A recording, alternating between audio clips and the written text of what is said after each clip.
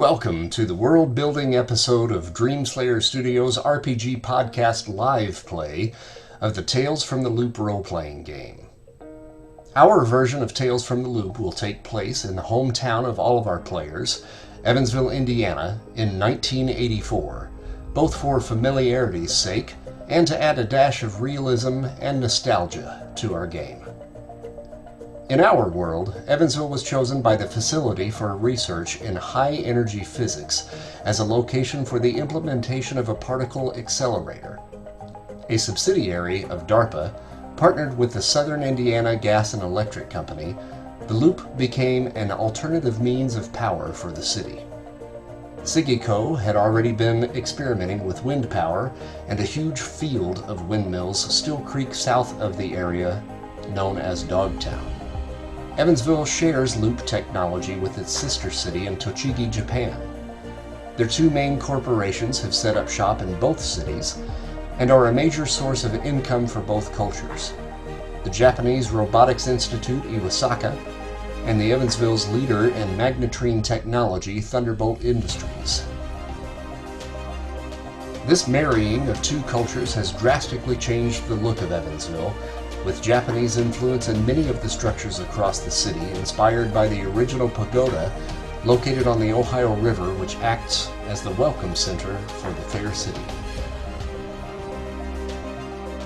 DARPA has set up a defense research facility known as DART to assist in the ongoing maintenance of the loop near Roberts Stadium. This is a highly patrolled zone filled with some of the country's top scientists who use the power provided by the loop to conduct experiments for the government. The loop's main reactor is located behind Thunderbolt Industries and takes up over a square mile of real estate with three gigantic cooling towers called the Three Freedoms looming over the city. Green River Road is the hub for most teens, with older kids cruising up and down the street, drinking stale beer and sitting in their hatchbacks watching everyone go by. Eastland Mall is currently one of the longest malls in the U.S., having opened up 2 years before, while the original mall, Washington Square, is still active for the old fogies. One of the original old-school movie houses is still holding out on the east side, the classic theater known as the Ross, which shows second-run movies and hosts local bands and the Rocky Horror Picture Show on alternating weekends. And with that, sit back and relax. Join us as we create the world for Tales from the Loop. Okay, so I've lined out on this page your character portraits, and those are basically like the tokens that we were using in Avalon. You just double click on that and that'll pull your character sheet up. So going through and setting up your characters for Tales from the Loop, you all have already picked your type already. And Christy, you're the bookworm. Dana, you're the troublemaker. And Andy, you're the jock, correct? Yeah, first time in my life. So if you go to your individual character sheets, we're going to go through this kind of just little piece by piece. The first thing you're going to want to do is you're going to want to pick your age. And it's a drop-down menu on that sheet, and it ranges anywhere from 10 to 15. Now, picking your age basically affects your attribute scores and the amount of luck points that you have. So the younger you are, the more luck points you get. The older you are, the fewer you get. Oh no. I'm gonna make the decision for Mike. Yeah. Since we're twins. Yep. Oh, sorry, Mike.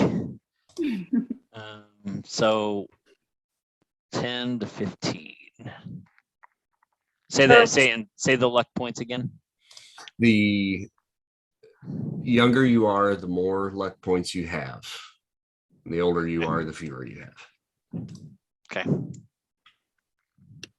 And are we just a random assortment of ages, or are you suggesting we start with certain ages? It really doesn't necessarily matter, but I will say that once you reach age 16, then your character is written out of the game. Right. So I mean, I would probably choose in that 10 to 13 range, most likely, unless you really want to play like the older kid in the group or what have you. That would be fine. I mean, it really doesn't matter. I mean, the last time I played this, I did have one player that chose to play a 15-year-old. And he was the troublemaker in the group, and he explained how he got held back in and was still in 8th grade, basically, so that he could still be with the other kids. That he was a troublemaker and he kept getting kicked out of school and so on and so forth. So he was old anyway for his age, when he was in 8th grade. So he really should be a freshman, but he's still in 8th grade at this point. So right. Yeah. But if you choose that, then the next game we play will be Logan's Run. Right. Yeah. So what are you picking, Andy? I wonder if we should all be in the same class or just a random assortment of like neighborhood kids, or I don't know. Yeah, and a lot of that will just kind of depend on when we get down to relationships. You can kind of figure out, how you know each other and what your friendship is actually like with each individual person and so forth. So yeah, that's where you really kind of get to flesh out, the gang as a whole. Right. I'm going to put Mike and I at 13. Mm-hmm. Right there. We're snot news. I think we know it all, teenagers that just turned 13. Mm-hmm. And you'll note too, as you pick that, then it takes away the luck points from you there. So it shows you how many luck points then you actually get to have. So the next thing to do is we want to look at the attributes. Really quick. Yeah. Mm-hmm. Is luck point how does luck points play in the game? Okay. Well, we're jumping ahead a little bit, but I'll tell you a little bit about that. Luck points basically give you the ability to re-roll in case you fail. So like a Benny. Yeah. Mm-hmm. Okay. Mm-hmm. Okay. But that's really the only use for them is to re-roll? Yep. Mm-hmm. Okay. And then as you get older, you'll lose them, but is there any way to enhance your luck points? Nope. Mm-mm. No, the older you get, you just lose them. Yeah. Okay. But the good thing about that is each time that you do age a year, then your attributes end up going up. So it balances itself out. Gotcha. Okay. The younger you are, the less points you have to spend through your attributes. And the older you are, the more points you have to spend through them. Gotcha. Okay. Mike, since you are a twin to Andy got to decide how old you guys were. Oh, okay. So, yeah, that's fine. He chose 13. And that is pretty much the first thing that you're going to do, since you guys have already picked your type. Mike, you're a hick, and Kurt, you're a computer geek. Yeah. The next thing you would do would be to choose your age. And your age would be from anywhere from 10 to 15 years for this game. Okay. So your age will actually determine what you get to spend on your, I think it's your attributes, if I remember correctly. Yes, it affects your attributes and the amount of luck points that you have. And when you pick your age, then it will automatically figure out how many luck points you get. Luck points are what you spend, kind of like a Benny, to re-roll a particular roll in one session. And then did you pick 13 there too, Kurt? Is that right? Yeah, it seems like a nice age. I think I like that one. Okay. Next thing you're going to want to do then, since you've picked your age, is you're going to fill out your attributes. And those are the areas marked in dark orange along the side: body, tech, heart, and mind. Okay. And The attribute scores range from 1 to 5 and correspond to the number of dice that you roll when you try to overcome trouble. And your starting scores equal your age in the 4 attributes as far as like the totals. So if you're both 13, you have 13 points to spread between body, tech, heart, and mind. Okay. And you have to take at least 1 in each attribute. And your starting score can be no higher than 5 in any of those 4. And then the ones below those are like sub attributes. Yes, that Divvy up will, later. Or? those are your skills, and you'll pick those a little bit later. Gotcha. Okay. And just as you're picking those, body is your ability to jump high, run fast, fight, sneak, and climb. Tech is the ability to understand machines and robots, program technological things, open locked doors, and build things. Heart is the ability to make friends, lie, know the right people, create a good atmosphere, and persuade others. And mind is the ability to find weak points, understand people, situations, and creatures, solve riddles, understand clues, and have, have the right knowledge at the right time. Have you played this? Have I? Yeah. Oh, yeah. Yeah. Which characters did you play? Oh, I mean, as far as like me as a player, I Yeah. did not. No, I've run it for a group. Well, let me rephrase that. Technically, I kind of sort of did play with that group, even though I try not to play a player character. I had plans to, because I was playing with some people that we went to high school with, and a few that we didn't, but that knew some of the other people that we're associated with. And the school that we used was Oak Hill School, and it was during the time period that I, as me, would have been there. And there was a point in the game where the players, the characters in the game, had to find this kid that had gotten lost in the cornfield next to his house. And it just so happened that it was me. We knew one of those kids, and they purposely ran into the cornfield, but right. Yep. And it ended up kind of being one of those things where it was like just supposed to be a quick one-off, and then it became this whole campaign that was focused around Chris Tyner, and it was not me that actually wanted to do that. The characters were like, well, we got to find out more about this. Why is he in the cornfield? It doesn't make sense. What's out in the cornfield? Let's go out there. And it just became this whole thing. So yes, I guess I kind of sort of did play it. So my character would have been Weirdo. no, shut up.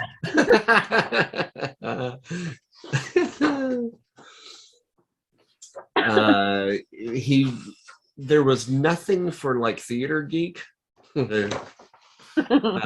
So I used the rocker for him. He's really the furthest thing from a rocker, but as far as the stat build for that character, that was the best stat build. Okay, so now you're going to take a look at the skills. You both, if you look at your type, if you still have that, or on the Facebook page, where I gave you the individual pages to choose from, either your computer geek or your hick. On there, at the very top, underneath the basic description, it gives you your key skills. For the computer geek, it's calculate, program, and comprehend.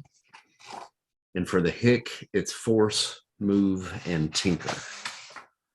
but let's say for Andy, the jock, your key skills are force, move, and contact. Yeah. Okay. For the bookworm, your key skills are calculate, investigate, and comprehend. And for the troublemaker, your key skills are force, sneak, and lead. So on the key skills, you may take up to 3 to start. Okay. So those are the skills that you probably want to focus your energies on as you're filling those out. The skills are areas where the kid can be well trained, and the level of a skill also varies between 0 and 5 and corresponds with how many dice that you can roll when you try to overcome trouble, in addition to the dice from your attribute. So you would roll a combination of both, like body and sneak, say, or body and force, or tech and calculate. Starting the game, you distribute 10 points among all of the skills. That means that you're probably going to have some that are going to be zeros. For any of the key skills, you can take up to, I think it's 3. Let me just double check that. Yes, you can take up to level 3 in the 3 key skills of your type. For all of the other skills, you can only start with a 1. So you can't put a 2 in anything other than a key skill. Like if you want to spread your points out all the way around, you can spend 1 point a piece in everything. But my advice is to focus on your key skills and give yourself at least a 2, if not a 3, in one or all of those. Out of, we have 10 total to pull from. 10 total points, right? Mm-hmm. Okay. And then as you guys are kind of looking at those, I'll kind of read this to you as far as what each one of them means. For body, sneak is the ability to hide and sneak, pretty straightforward. Force is the ability to lift heavy things, fight, and endure physically stressful situations. Move is the ability to climb high, balance, and run fast. Tech is the ability to build and manipulate, tinker is the ability to build and manipulate machines and other mechanical items. Program is the ability to create and manipulate computer programs and electronic devices. Calculate is the ability to understand machines and other technical systems. Under heart, contact is the ability to know the right person. Charm is the ability to charm, lie, befriend, and manipulate. Lead is the ability to make others work well together and to help them when they are scared, sad, or confused. Under mind, investigate is the ability to find hidden objects and understand clues. Comprehend is the ability to have the right piece of information or be able to find it in at the library. Empathize is the ability to understand what makes a person or an animal or any kind of conscious thing tick and how to find its weak spots.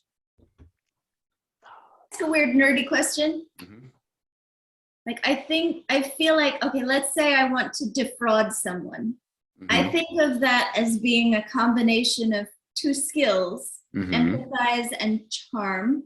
Like I want to get into their head, empathizing to figure out how to charm them.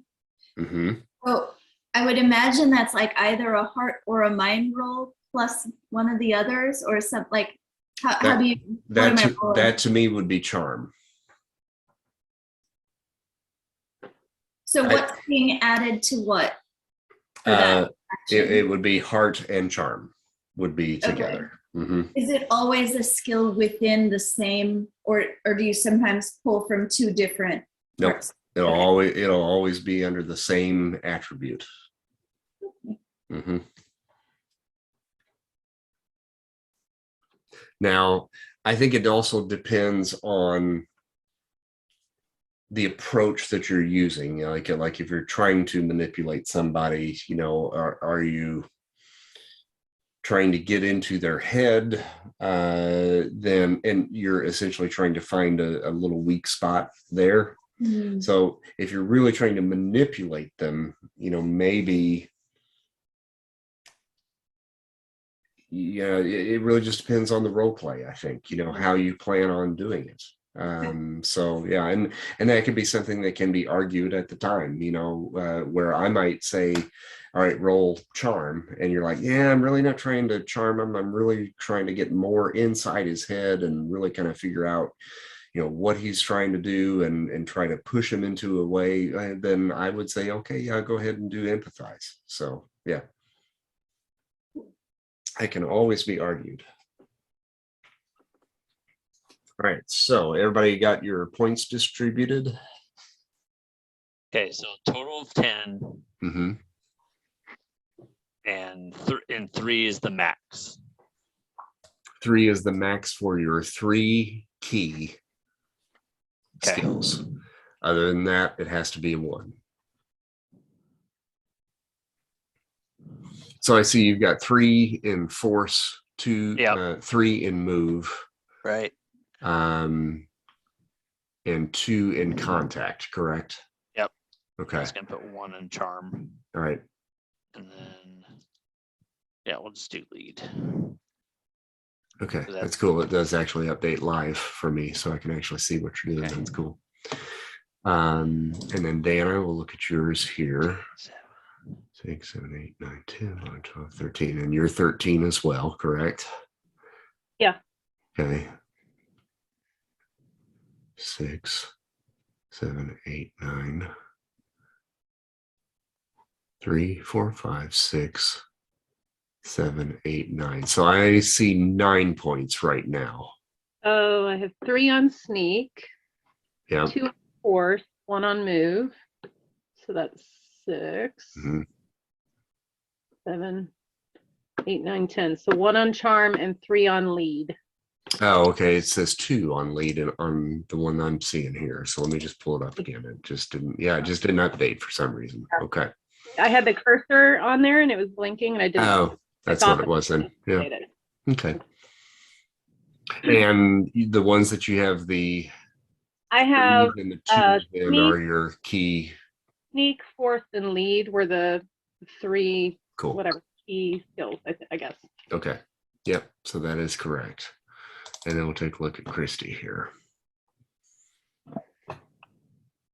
So we got 2, 4, 5, 6, 7, 8, 9, 10, 11, 12. And you're 12. So yes, that equals out.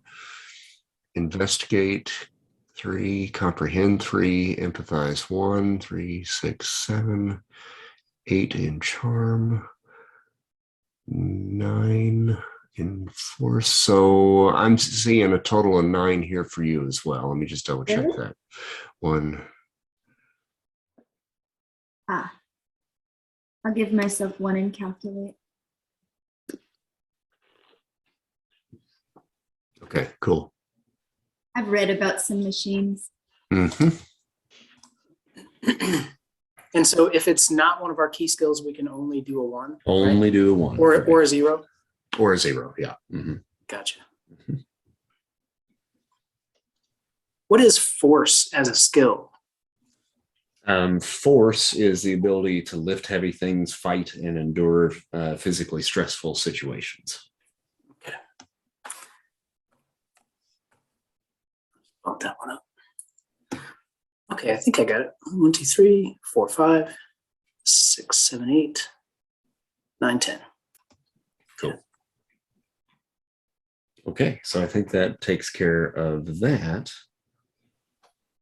And now we're going to look at items. Over there on the right side, you should see items. and it has iconic item. That's what we're going to pick right now. Your iconic item can be used to help you in certain situations to overcome trouble.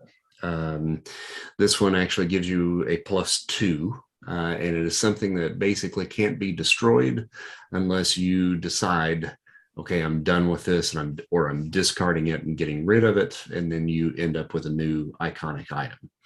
So it's something that you can use to assist you in some of your roles. It won't always be available, but if you can explain a way to make that thing work in your favor for a particular role, and it sounds like it would work, I say let's go for it. So for somebody that is a bookworm, perhaps it would be an encyclopedia or a dictionary or something, to that effect. For the jock, maybe it's his favorite baseball bat or his favorite catcher's mitt or something to that effect as well. You have to think about your key skills, I think, when you're picking your iconic item. And think about something that you would be carrying with you at all times that you would be able to use in the context of trying to solve a mystery or having an adventure or something to that effect. So it doesn't have to be something that does damage to somebody, but that could help. And it doesn't necessarily have to be something that, is connected to solving a mystery or what have you. But I mean, it really just needs to be something that's fairly broad that you feel like you can use and can explain how you're using it when you're overcoming trouble, when trouble arises. And you won't be able to use it every time. And the good thing about it is you can choose to change that item after every session. Like if you decide, okay, this iconic item isn't working for me, I found this other thing while I was solving this mystery, and I think I can use this better. You can do that, or you can create something completely new that you find in between times that kind of becomes your new iconic piece. This Jell-O pudding pop is rubbish.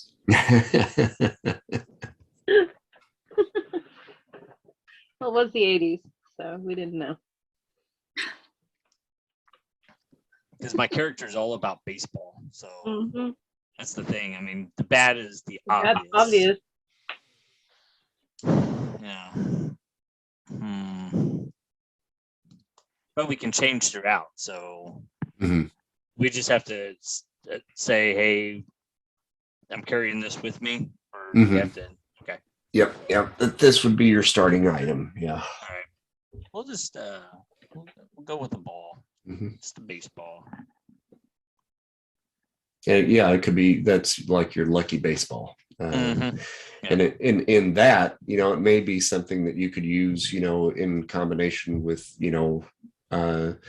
mind, if you're trying to investigate something or empathize with someone or try to program something with tech, if you just you're totally overestimating my right. intelligence. Yeah. Of my But character. if you use the iconic item and you really truly believe that that's your lucky baseball and you rub it in a certain spot, that gives you luck, then you can use that in that aspect. So yes. Gotcha. Okay. Should we put that in here? Yep. So you'll just write whatever your item is over top of item. Okay. If I had a baseball bat, I would use that on all the tech. I'm going to have a blank book.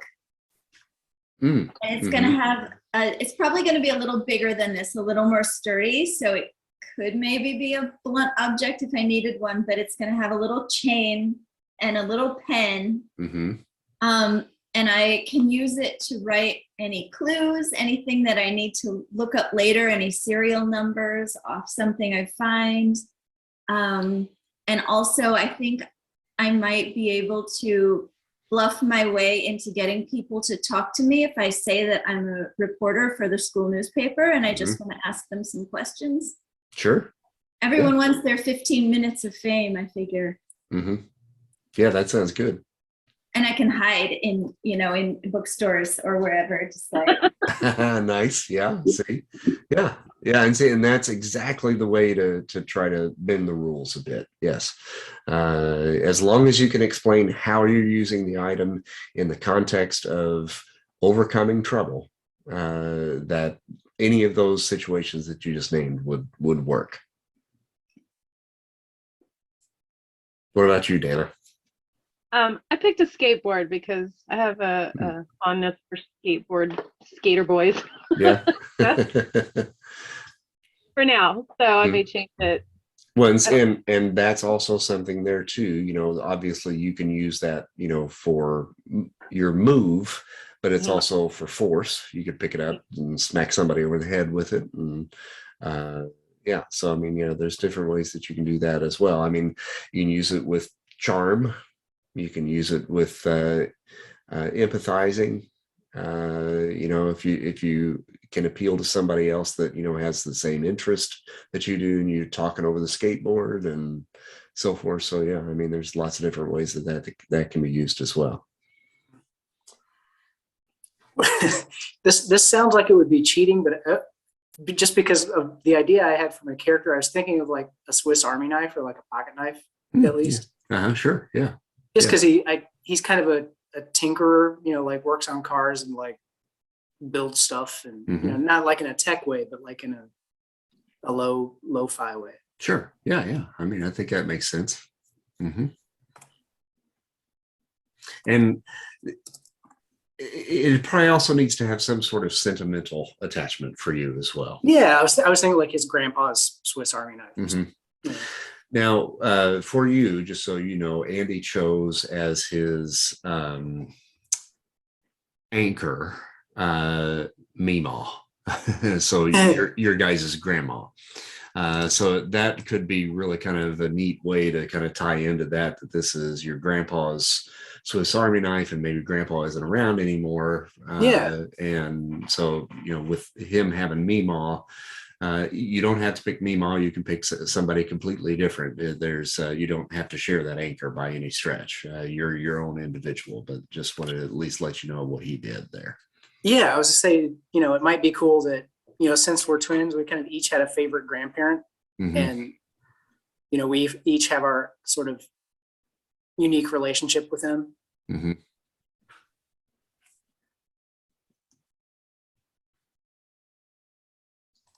And then Kurt, let's see here. I'm debating between a Polaroid camera and a boombox. Oh yeah. I don't think you can lose with either one of those. I think they're both pretty good, right? I can see a lot of uses for both of them, but I think I'm going to go with boombox. I think it's more interesting. Well, I think they're both. I think I might. Well, which one do you guys like the best? I think I like the boombox too. Like, this like little computer geeks always walking around with a boombox playing all kinds of different kinds of 80s music. Yeah, playing like Art of Noise. Yeah. That's what I was thinking for a favorite song. Art of Noise, is that, who's the bald guy? Is that Art of Noise? No, I don't know that Art of Noise really ever showed themselves. They were just like a synthesizer sampler thing, but who was that? But who was that sort of technological bald head? I think somebody mentioned it already. I forgot the name. Oh, I don't know. I keep thinking of Thomas Dolby, but he wasn't bald. No, like that, just that computerized head. It wasn't a person. I don't think. Oh, like Max Headroom? Max Headroom, yeah. That's gonna. Oh, that is the Art of Noise. Max Headroom. Oh, he was Really? he was in one of their videos. Yeah. Paranormia. Yeah. Yeah. And all this stuff is already making me feel old.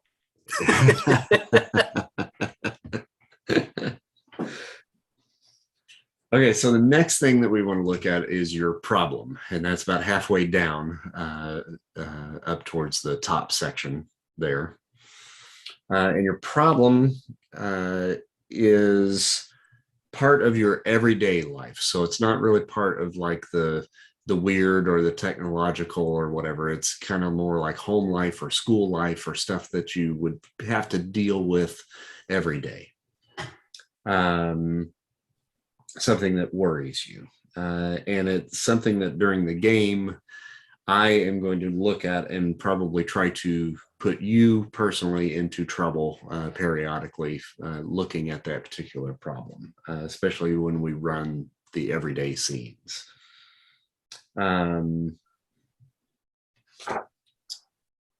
So some samples of some potential problems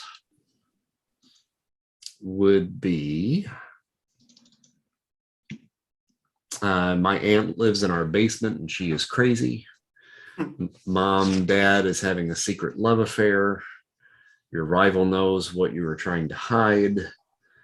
My parents are about to divorce. My brother refuses to go out of his room since the accident. My teacher hates me.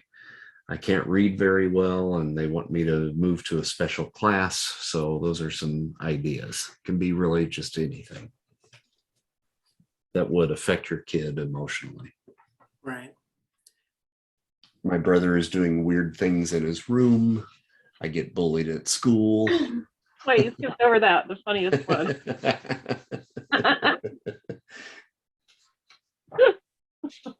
What is he You're gonna doing pick that in there? What is that noise? Andy, are you going to pick that one so it'll pertain to your twin? No, He has no choice. Mike's going to come back. I'm going to be like, what are you doing with all those tissues? So the problem, like I put always competing against my brother. You know, so I think as twins, I think that would be appropriate, even though he may not feel the same way. Yeah. So I have a story behind what I think I want my problem to be, but I'm not sure how involved this needs to be. So before I say anything about what it is, what do you think?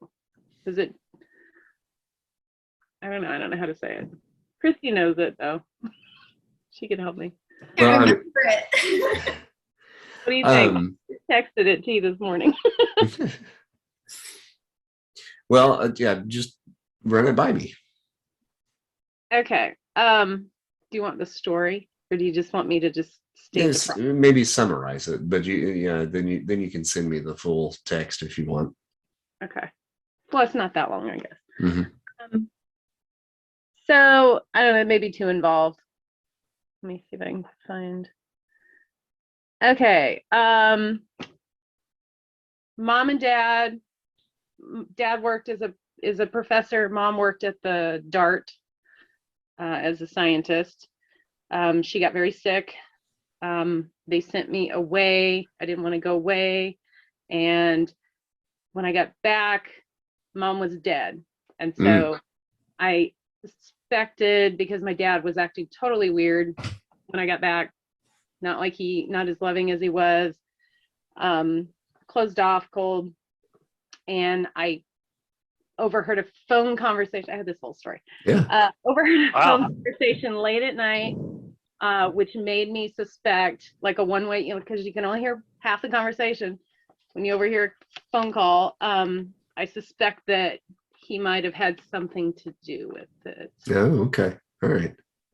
But you can cut all that out. No, and really all you have to do for your problem is to just kind of summarize that into a single sentence that you can fit in that space. Like, okay. I think my dad killed my mom, just as simple as that. Okay. But I would love for you to send me, the whole text. All right. Better than that. Tell me if I'm breaking rules with my problem too. Okay. I know it's supposed to be about our everyday life, but I also feel like some weird things might happen in our everyday life. And a number of times I've heard noises, like men's voices mumbling and like moaning or chanting coming from behind the walls at Willard Library. Cool. And my problem is no one will believe me. None of the adults. Okay. Or they say, oh, there's a ghost here. And I'm like, no, I'm not talking about a ghost. And they're like, okay, whatever. So is that too spooky? No, not too spooky. I think if we could make that a little, I think keep that story, that's the base of it. Do you believe that there are ghosts? I think it's possible. Yeah, but that's not what this is. So Okay. yeah, I believe there may be ghosts. Okay, but does the character think that, is she thinking that these are ghosts in Willard Library, or is she thinking that this is something else? Dude's She a great thinks it's lady. something else. She thinks it's something else. Okay. Yeah. The great lady. Come on. Okay. See, that's what they keep saying to me, but I'm like, no, that's not what it is. That's the only ghost there. It's a great lady. No, I mean, it's like, that's just a broom closet. But when the custodian leaves the door open a little bit and you go in, you lean in, you can totally hear, Probably shares the wall with the bathroom. The men's room. Somebody had bad Mexican for lunch. Okay, here's the thing. I think I love that, number one, and I think that that's something that we can certainly use, but I don't know how that correlates to everyday life.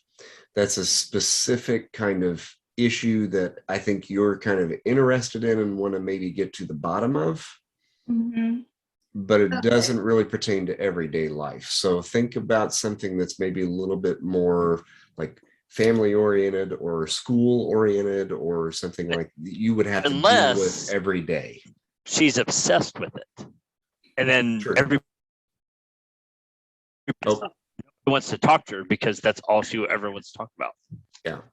I think I do bring it up a lot, but it maybe ties with my drive, which is, I think, unless I've done that wrong too, I'm tired of being invisible.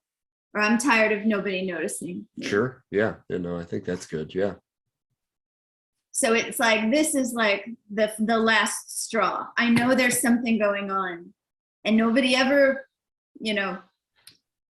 listens to me or worries about what I'm going through. And Yeah. I think that's good for sure. So if you want to go ahead and drop that in Drive, that's actually the next thing that we're going to be doing anyway. Can you tell me what Andy picked for his? I wonder if I could tie into that. Here. His problem is he's always competing against his brother.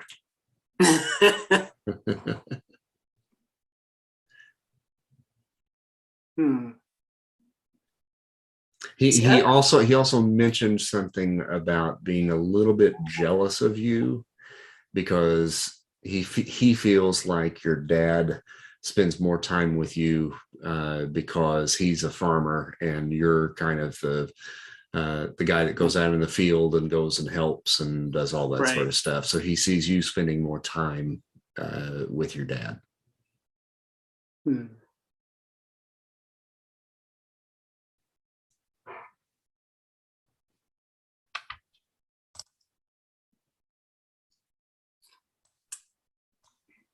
I think it may be an interesting, not the same thing as that, but something that could play off of that or play with that would be that maybe my character doesn't feel, or like his dad makes him feel inadequate. Like it appears to Andy's character, was it Jack, right? Yeah. Yeah, it appears to Jack that Billy Joe has a great relationship with her dad, but his dad is kind of like emotionally abusive when they're out there, like he kind of belittles him and stuff like that. And so, that could be his problem.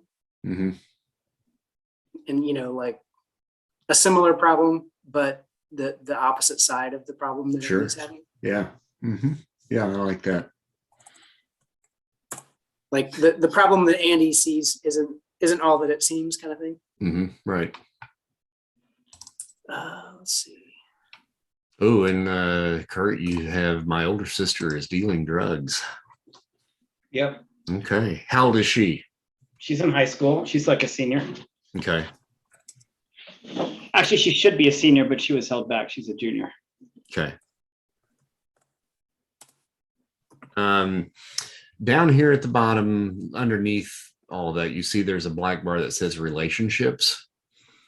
If you click the plus sign on there, Kurt, you can add your sister as a relationship in there.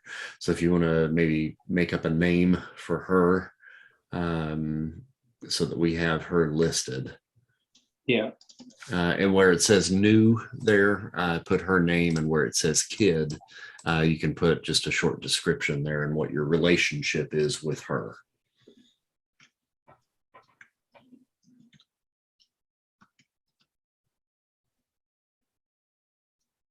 I'm adopted and she's like a biological. Oh, cool. My parents. Yeah, I like that. But she's the one, but I'm really good. Like, I'm good at school. I'm good at that kind of stuff, but she's the one getting into all the trouble. And then what's your kind of relationship with her? Is it kind of estranged? Not really. She just has other things to do. So we both love each other, I guess, but she's often ignoring me because she's just in high school. I think my name's gonna be Corey. Corey. Okay. Yeah. Is that good? With a C or a K? C. Okay. And she's going to be named.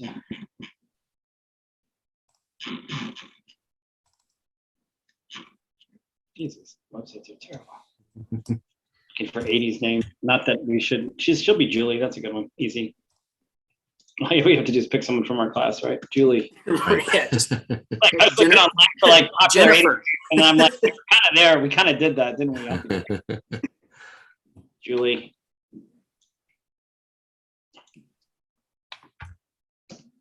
Woodland. Our last name's Woodland. Woodland. Okay. Yeah. Got it. You got it.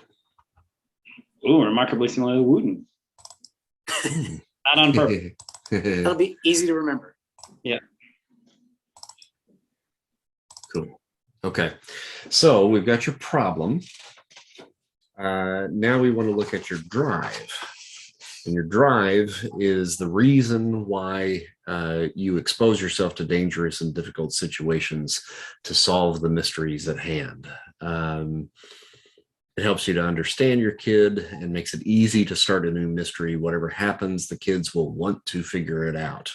And this is something that you can change in between mysteries, but we just need a reason for you to want to participate in trying to solve these mysteries that are coming up. So can I go with my older sister's dealing drugs for this too? Because like, so the thing that I found out that the drugs are coming from, like, there's a new drug in town, right? It's chemically manufactured, and it seems to be coming from somewhere in the town. Like, I don't know what the backstory is of the town yet, but if it's the loop kind of stuff, and it's coming out of a corporation, and they're trying to get this drug. I mean, it could be, I don't know, you're the DM, but I figured out that this drug, I'm guessing it's not like a drug from Colombia or Mexico. It's a drug that's being manufactured in a lab. Okay. And they're trying to get it out there. So I don't know if you want to run with that, but whether it's true or not, I'm trying to figure out what's going on with this. I don't know if it's going to be a corporation or something like that. I don't know how close it goes to the loop, but I'm trying to. That's why I get involved in a group of kids investigating whatever, Okay. Out where these drugs are coming from. I think that that's good, but your drive, and I want to use that somehow, in the storytelling of this. So I like that, but your drive needs to be something that's maybe a little bit more broad strokes. So think of it as, and from what you're telling me, this would be the way I would probably phrase that, if that's what you're really focusing on, is I have to get to the bottom of things or something like that. But here's some other ideas of what other people have done. I want to find answers to the big questions in life. I need something to brag about. Peer pressure makes me do it. There's more to this world than meets the eye. I'm in it for the thrill. I hate secrets. I'll do anything to get away from home. How's this sound? Being good at tech covers my insecurities. Social insecurities? No, that maybe isn't that. That may be more of a pride. Okay. Give me a second. Let me read the drive in the book, and I'll come up with something. They say I'm the most curious person alive. I'm drawn to anything different or strange. I'm doing it for love. I have a hunger for everything in life.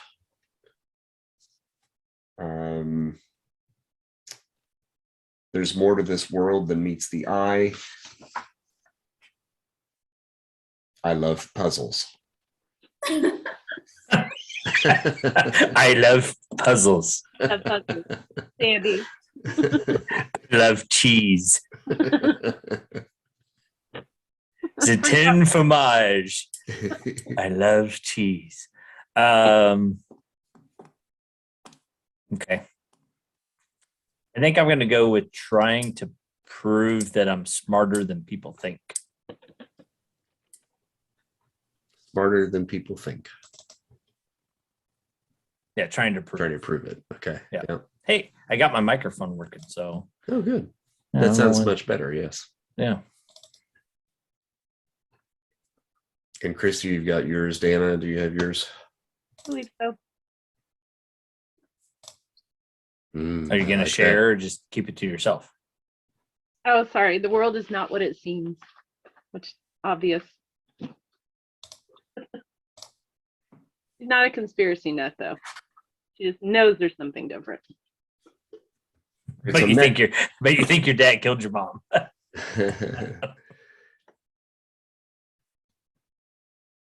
I kind of like the anything to get away from home drive. Mm-hmm. Like, you know, kind of if I'm playing with the problem of the poor relationship with dad, and like I added also he's kind of pressured to work the family farm, you know, like he doesn't necessarily want to do that with the rest of his life, but his dad is kind of making him do it. So any chance he has to have an excuse to get out of stuff or to get away from that for a while. All right, I think I got my drive. Needs to understand how things work. Okay. I think that can take us in a lot of different situations where he gets in trouble around that too. Like he can't, like everybody needs to leave and he still needs to figure out this thing, you know? Yeah, like he's kind of constantly going down a rabbit hole with something. Yeah. And like everybody, he loses concentration. I mean, because he gets involved in something, you know? Yeah. And he also won't give things up. So, you know, he won't, when maybe he needs to let things go, he won't. Is that good? Yeah, that's good. I like that. Okay, so pride is next. And every kid has a pride, something that makes you feel strong, important, and valuable. Pride may be well known to the group or a secret, but again, I will use the pride sometimes to put you in trouble by setting up scenes that highlight or threaten your pride. It's a tool for you to understand and play your kid. Problem and pride may intertwine with one another, and pride can even become a problem at times. Once per mystery, you can check your pride. You'll see there's a box off to the side of that on your sheet. You can check your pride to get one automatic success in your role. And Does the checking the pride have to relate to the pride? Yeah, right. yeah, kind of, but not really. I mean, you can basically just say, you know, I'm going to use my pride, you know, in order to bolster this particular role, and you can do it before you roll it or after you roll it. It doesn't matter. You can check your pride at any time. And so your prides, some different ideas here. I'm the smartest kid in school. When the shit hits the fan, I don't back down. My machines will one day conquer the world. No one calls me chicken. Everybody likes me. I play the guitar. So lots of different things there. And again, you can change your pride in between mysteries. Yeah. Honestly, I know it's a prefab one, but I like the, you know, when the shit hits the fan, I don't back down. Mm-hmm. I can see that him being kind of stubborn in that way, like in a good way. Sure. Yeah. Yeah, I think can I do this one? I'm proud of my reptile collection in my garage. Yeah. I have like the whole garage just dedicated to aquariums and terrariums where I've got snakes, lizards, frogs, even fish. And it's almost like a little museum of reptiles, and I'm very proud of that. Cool. And I'm good at keeping them alive. But don't fuck with my reptile collection, GM. Oh, well. Uh-oh. See, now that's Episode challenge. 1, the missing reptiles.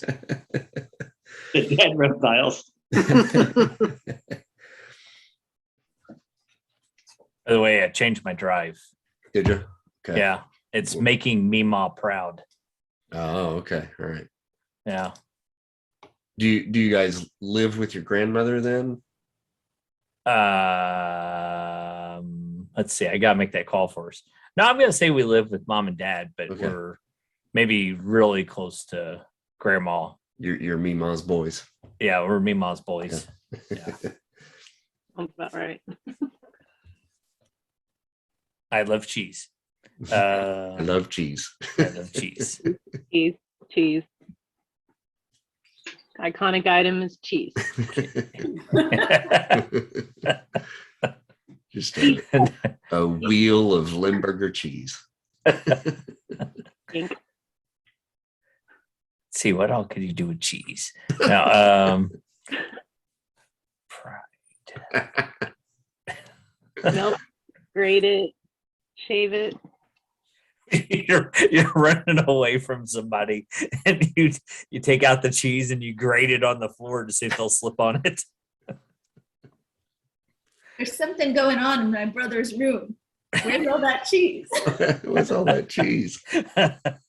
For some reason, he likes the Swiss. I don't understand. Pride. Oh, okay. I'm just gonna go with my baseball team's undefeated. All right, ladies, what are y'all thinking?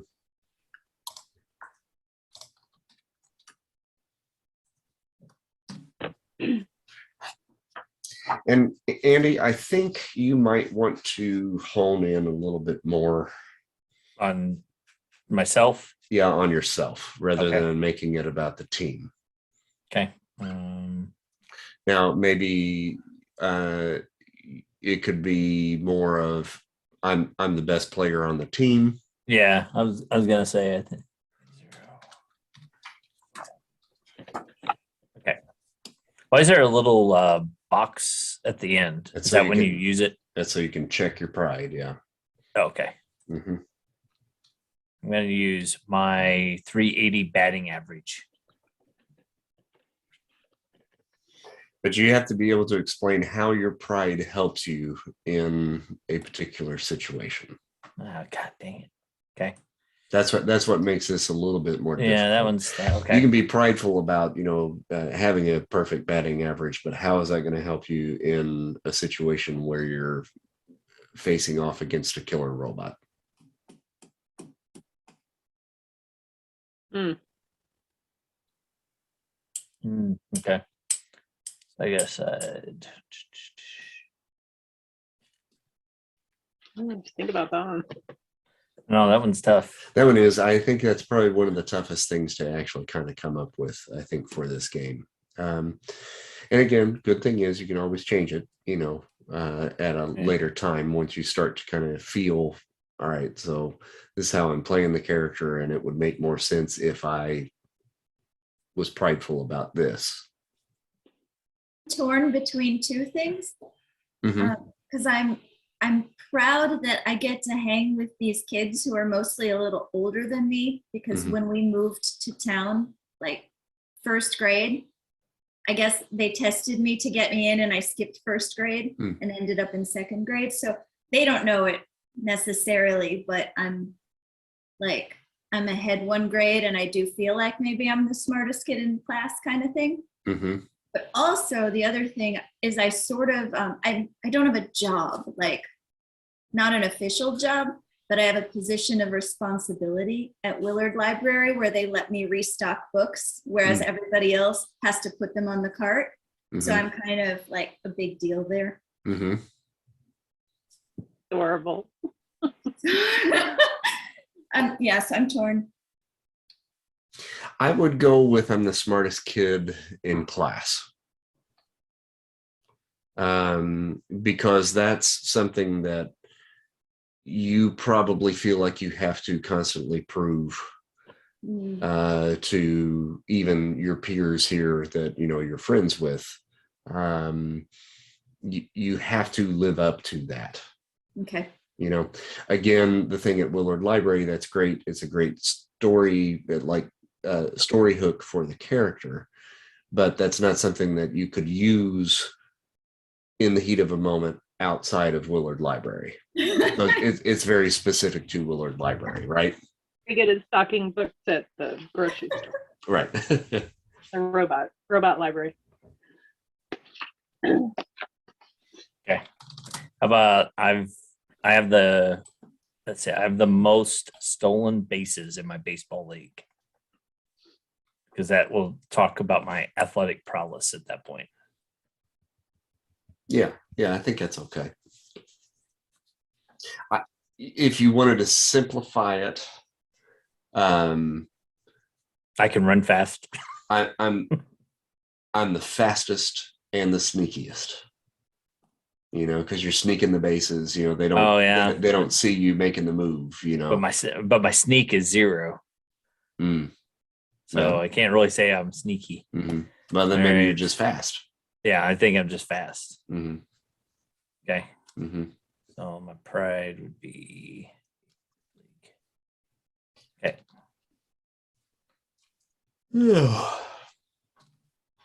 Did we get you, Dana? Yeah, I don't back down. Okay. Easy. Back down.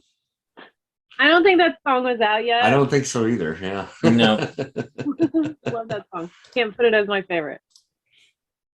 Okay, so we've got our prides. All right, now this is kind of where it starts getting a little bit tough. We're gonna look at relationships now. Dialogue box. Now, I guess really before we do that, we probably need to come up with names for everybody. At least for the 3 that are sitting here with us tonight. And I think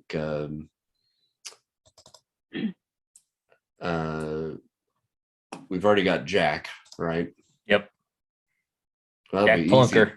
Easy. All I got to do is just change the O to a in Jock, and then I can change that really easily. So thanks for that. No problem. Thank you, Mike DeWeese. So yeah, you guys are gonna have to come up with names for your characters now, ladies. All right, I'll just pick my first choice that I was thinking of. Wait a minute, where is it? Do we write it? Where do we write it at? Where it says troublemaker on the top of yours, and where it says bookworm on the top of Christie's. Oh, okay. So we just replace that. Yep, at the very, very top left. Okay. Her name is, oh, I need a last name too. Her name is shit. We need a last. You can just do first name for now, and you can add the last later if you want. Okay, her given name is Sharon, which is like very whatever.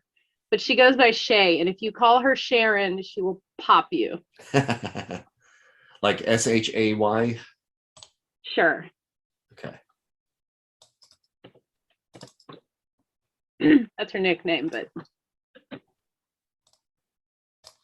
All right, so I changed it for the token. Christy.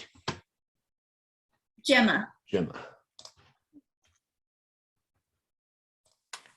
I think one of you should be Molly.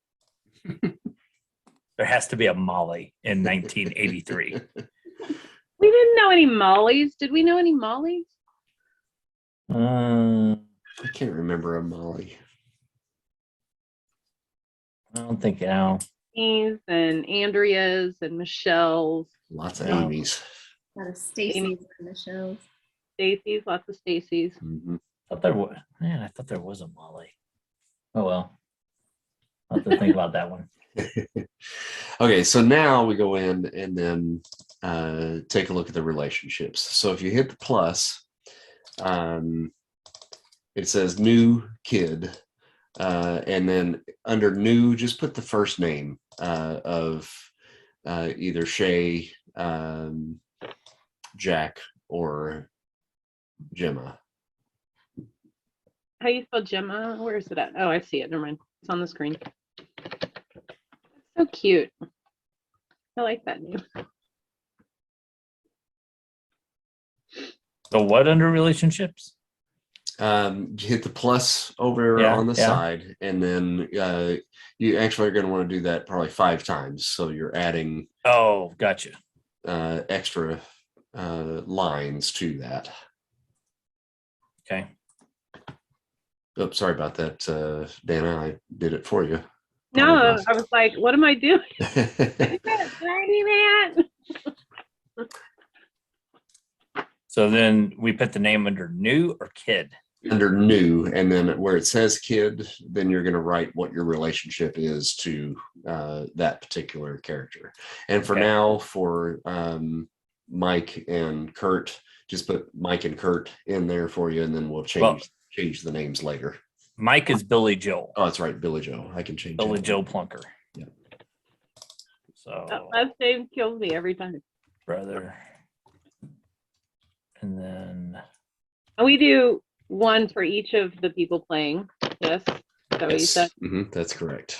is Hancock playing? He's not. Oh, okay. He's going to take a little downtime. Okay. And then what was your guys' names? Just put Shay. That's Gemma okay. and Shay. GEMMA? Mhm. J or G? G. I actually had a J in class. Oh, wow. And then No, she's spelling it wrong. and then Shay is SHAY. Why?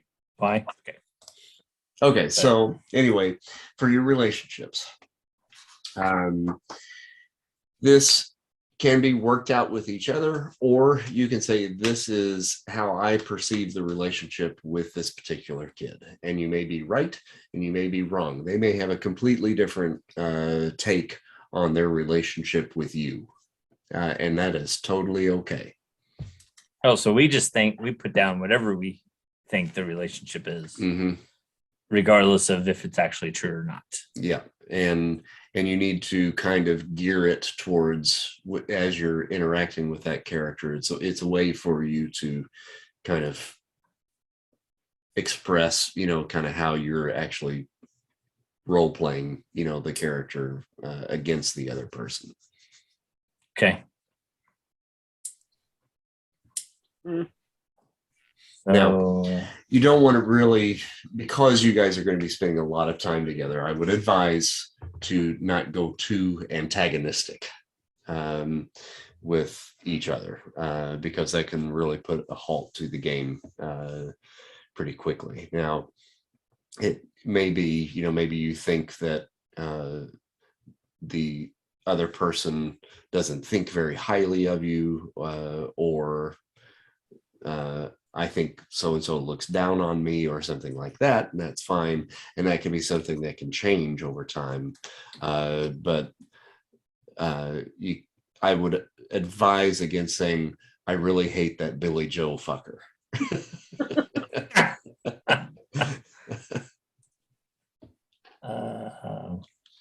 Okay.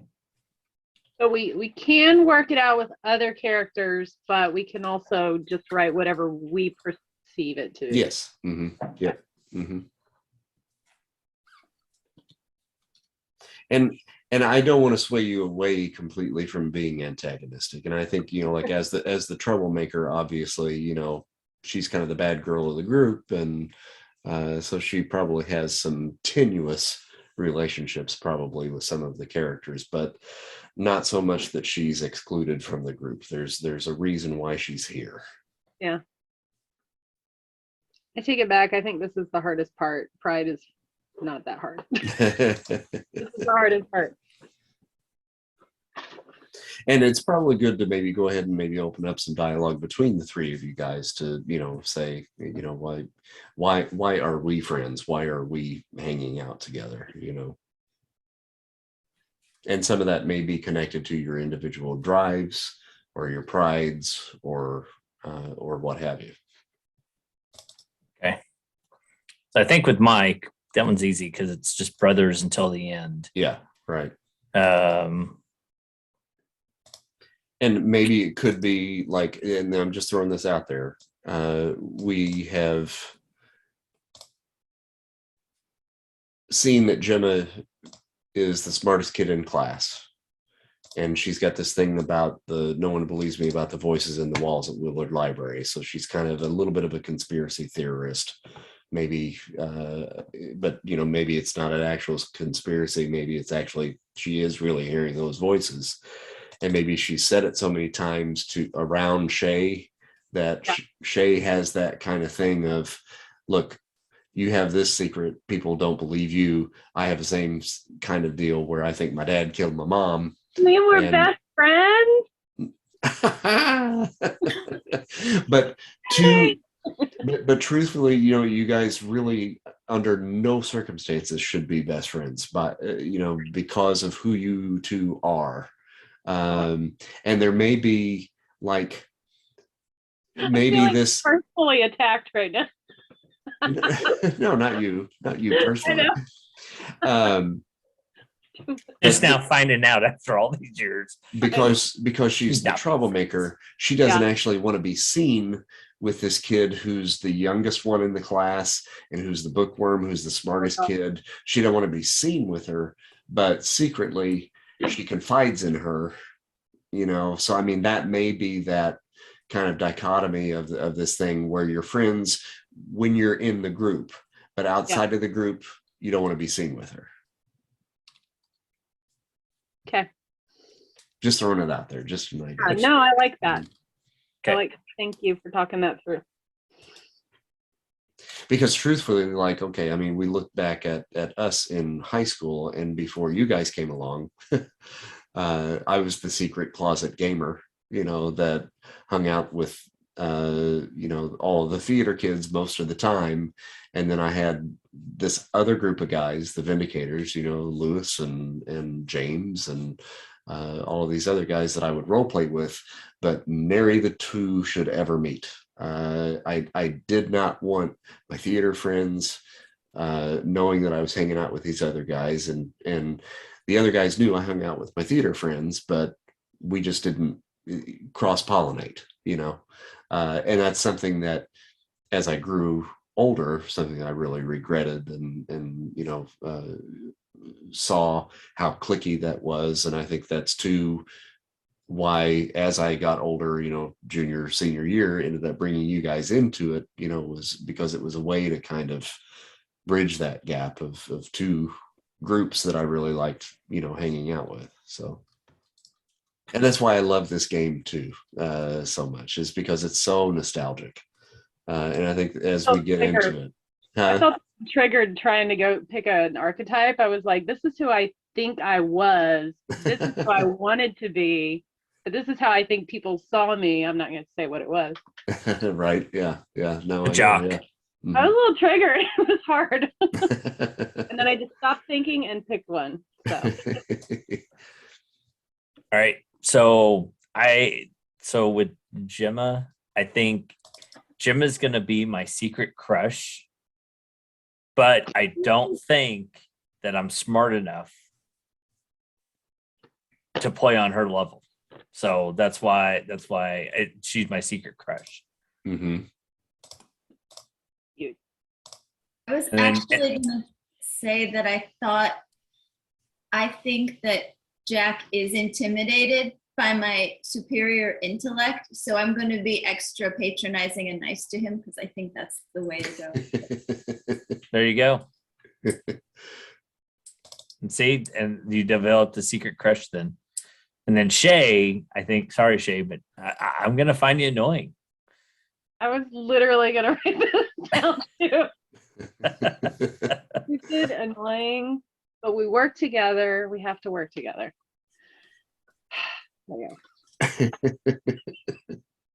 I keep imagining Emilio Estevez's character and Ali Sheedy's character off of Breakfast Club. Yeah, Breakfast Club. So Yep.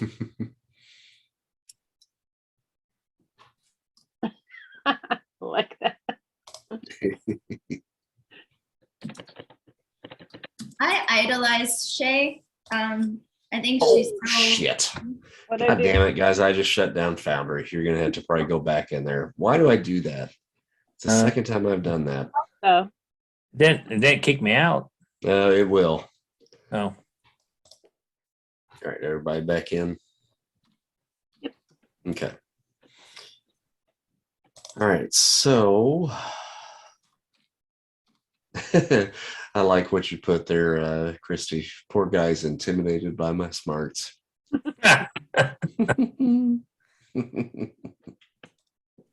am picturing that Kurt is probably going to go about as young as he possibly can. I have a feeling he's probably going to go like 10 for his character. Say it again. I think Kurt is probably going to go very young for his character. I don't know why I think that, but I think he's going to go like for 10. I'll bet he's going to be very dapper. So. Yeah, probably so. Because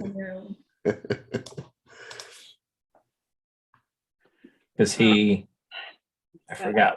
He's a computer geek. Computer geek, okay.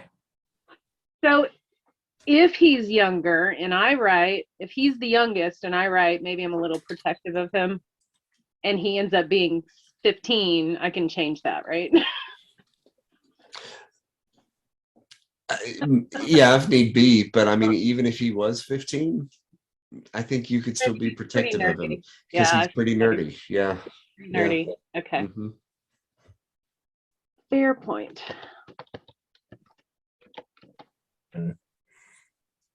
And for Gemma, that may be a good thing for you and him is at least I'm not the nerdiest of the group.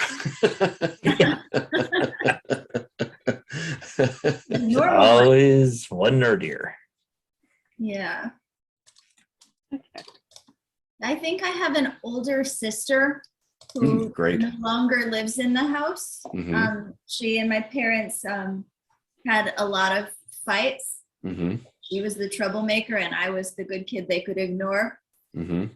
But all of that friction and drama among that like older sibling girl makes me feel like everything that she did that was bad that I see echoed in Shay, because I miss my sister being around, makes me like feel more and more enamored of Shay. Mm-hmm. Yeah, that's cool. Someday I'll get to wear some black lipstick or nail polish or something like that. Right.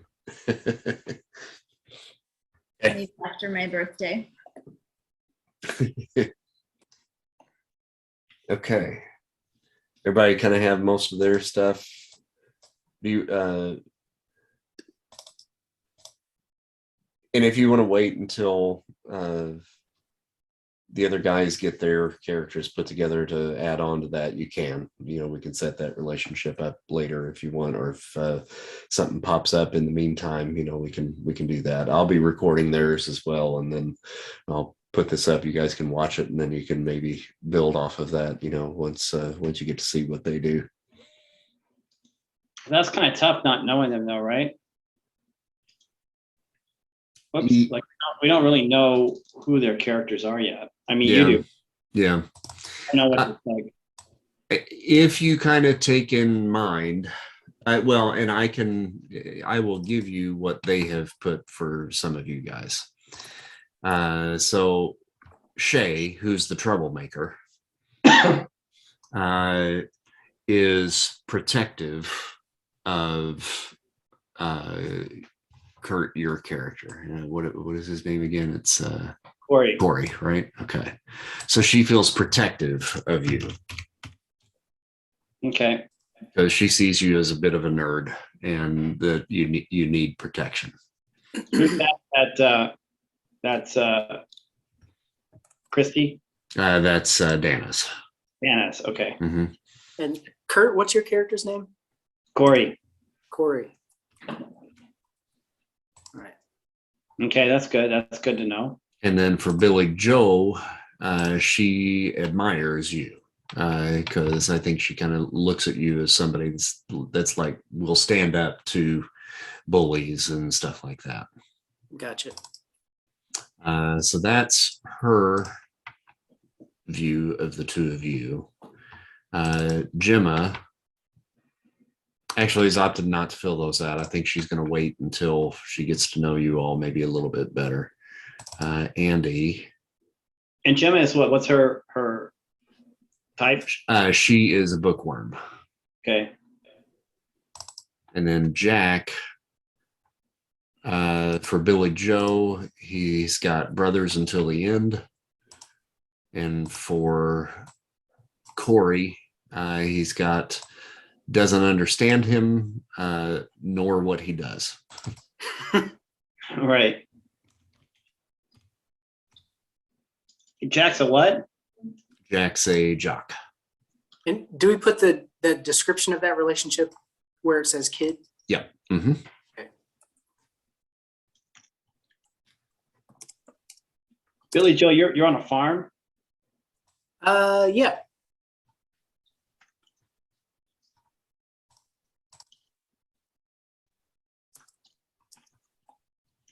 Yeah, I like that you put that you compete with Gemma for the best grades because her pride is I'm the smartest kid in class.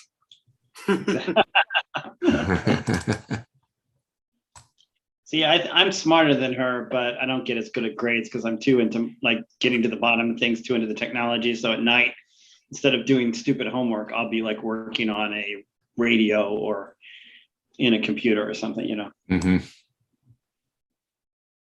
So it's not, I don't know if it's competing for the best grade, but sort of competing for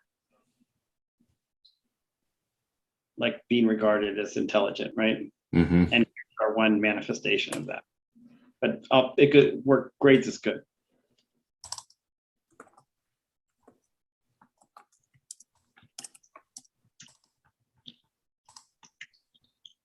Yeah, I like the idea there, Mike, of the strong brotherly bond, but jealous of his freedom from the farm. And I can almost see the same kind of pressure from his dad, where he spotted his ability as a sports kid, you know, especially with baseball.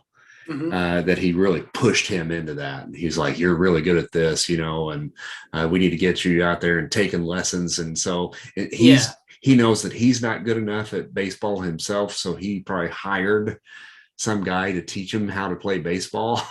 Mm-hmm. And he's he spends almost no time with him on that, but he knows he's got talent. He keeps pushing him and pushing him and pushing him to be good at it. Like maybe he was a really good football player, but never really touched a baseball in all of his life.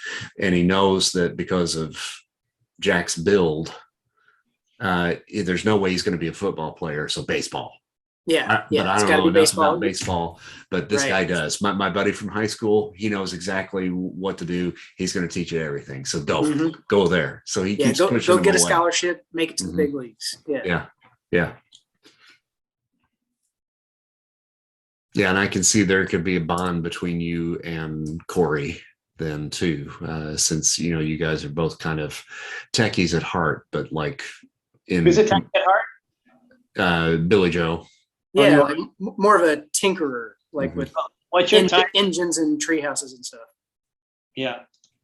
Well, let me just change this a little bit then.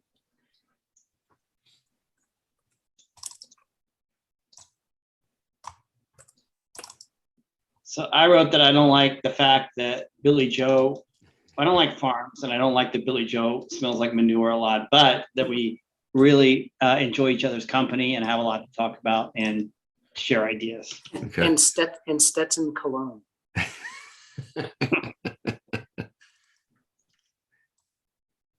I think Corey probably wears high karate.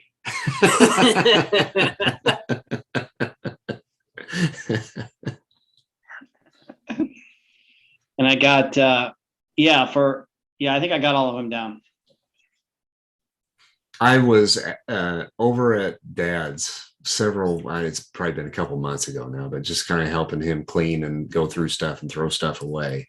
And I was in his bathroom and just kind of going through Mom's stuff and getting rid of a bunch of that stuff. And I picked up this bottle and I was like, holy shit. That's a bottle of high karate. from a vintage bottle of high 1976. karate? Yes. Still there? Did it smell okay? Oh no. It smells like high fermented. karate. I could have drunk that and probably killed myself like with one shot. Tell me you saved it though. It was all slimy, like the outside of the bottle was all completely slimy and everything. I'm like, I couldn't bear to even clean it off. I was like, I got to throw this away, but it's killing me to do it. They had cleaner cabinets in a long time. Vintage high karate. You could have probably sold that on eBay and retired. But the thing is, Kurt, is that they've been through 2 houses since he would have bought that high karate. so like they've been moving that high karate for years. Every time. Like, picked it up and they thought about it and said, should we keep this or not? And the answer was yes, twice. Twice. 50. Yeah, keep the high karate. I still wear it. Yeah, the question is, we're still using it. No, definitely not. It's high karate, for God's sake. No, I'm not throwing it away. The finest. I don't know high karate. I remember like Dakar or whatever they called it. Drakkar Noir. Yeah. That one, and I remember that was a popular one. Polo. Calvin Klein one that everybody wore. I was a polo man myself. I mean, Polo. That was it. Not Calvin Klein. It was Polo. That's what it was. I had a bottle of Polo and I had a bottle of Drakkar Noir. That's what I had. Drakkar Noir. Yeah. I also had some Pierre Cardin. Oh. All right, so there's one more relationship that we need to flesh out, and that's going back up to the 1, 2, 3, third line down, which is anchor. Your anchor is somebody that you can go to for support, comfort, and care. It can be a friend, a parent, a teacher, a neighbor, but it can't be one of the other kids on your list. So if you end up suffering from one or more conditions, you would spend a scene after getting those conditions going to your anchor to help basically heal whatever that condition would be.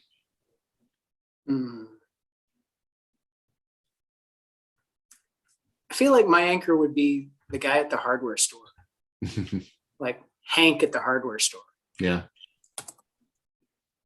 Just because he likes to tinker, so he goes down there and messes with tools and nuts and bolts all the time, and has just developed this relationship with the storekeeper. Mm-hmm. You know, gets advice from him and sits and eats lunch with him sometimes. Yeah, that's cool. I like that. Mhm.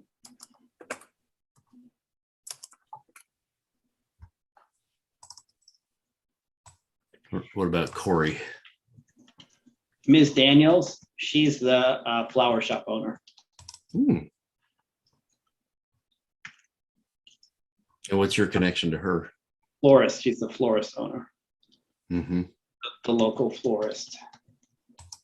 She's also my neighbor. Your neighbor? Yeah, so I can visit her at the florist in town, which is usually where I see her after school. And because, like, you know, I don't usually go over to her house anymore. So as a kid, when my parents couldn't take care of me, they always sent me over there to be babysat when they went to dinner or whatever. That's where I always was, right? And also my parents worked till late, so I'd always come home from school and be at her house. But now that I'm older, I can go to my house alone, but I still stop by the florist and see her every day on the way home from school. Make sense? Mm-hmm. Sure.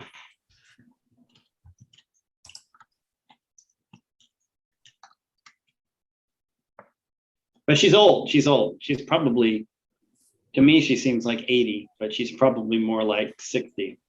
Mm-hmm. Hey, just as a, do you think maybe that she is also maybe has the same heritage that you do, or similar heritage maybe, since you're adopted and Asian? Would that be? We can do that, yeah. Yeah, it's just an idea.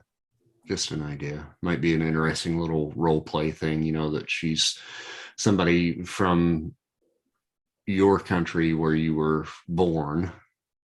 You know, well, how about if she's not from my country, but my parents to take me to her because she was Asian, but she's actually from China. Sure. Uh-huh. Yeah, I'm yeah. not. We Right. determined I'm from Thailand. Okay, cool. Yeah, no, I think that's even better.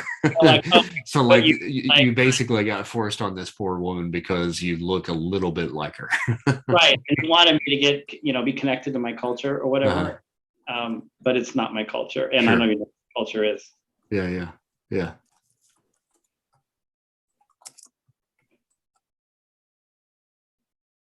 Let's go Japanese. She's Japanese. No, what country? I think Chinese is better. Japanese would be good because we do have a fairly high concentration of Japanese individuals in town because of one of the companies that has moved in, and the sister city that we have overseas in Japan. Yeah, so I'm Thai in terms of my cultural background. Mm-hmm. You're Japanese. Mm-hmm. Okay, yeah, I think that would be good. We got to come up with a name for her floral shop. And that can be an adult, whereas normally the adults in this game are just not helpful. Right. Mm-hmm. Yeah. And they still may not believe you, or may not be able to help you solve the mystery. But they will at least be someone that you can confide in and make you feel better.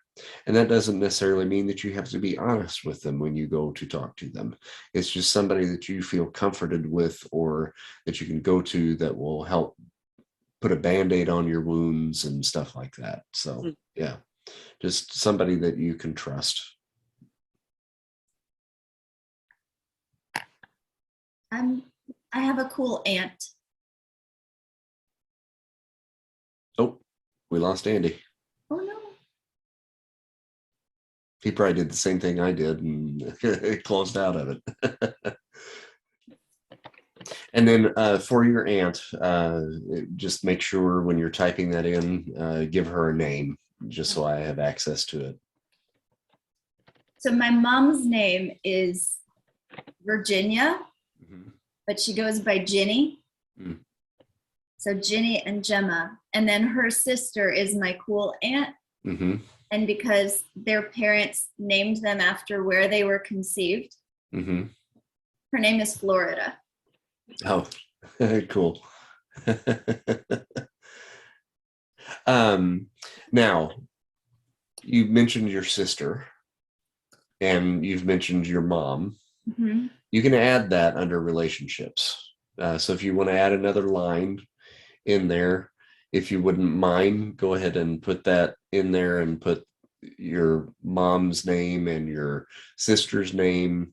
And then next to that, just mark it that that's your mom, your sister, and maybe what your relationship is with them. Okay. Just so, again, I've got, access to those as I'm looking at your character sheets, and I might be able to bring them into play in some manner, that'll We help can me out. have a relationship to an NPC. Oh, yeah. And we need to put those in our relationships. Okay. I'm just reiterating, sorry. I was writing and listening. I just want to make sure. Okay. Yep, no problem. God bless you, please, Mrs. Robinson. That's I'm terrible at coming up with names. But it works. She makes you feel better. Who is Mrs. Robinson? She is an elderly woman that was in or near my neighborhood or in the neighborhood that I have a whole story that I can add here, but it's not necessary. I help her out sometimes, and I was going to make that part of my pride, but then I was like, I can't really use that in gameplay. But I think because my mother is gone, I think she kind of, and I'm not close to my grandparents. She's sort of that figure, that parental, grandparental figure that I don't have. I think she's a widow. I'll probably like rake her lawn and she'll make me some cookies. But still an elderly lady, just whatever. If I tell her a story, like if I need help, like I think my dad killed my mom, she'll be like, honey, have another cookie. Just stressed out. Andy's working on getting back in. He had to reboot.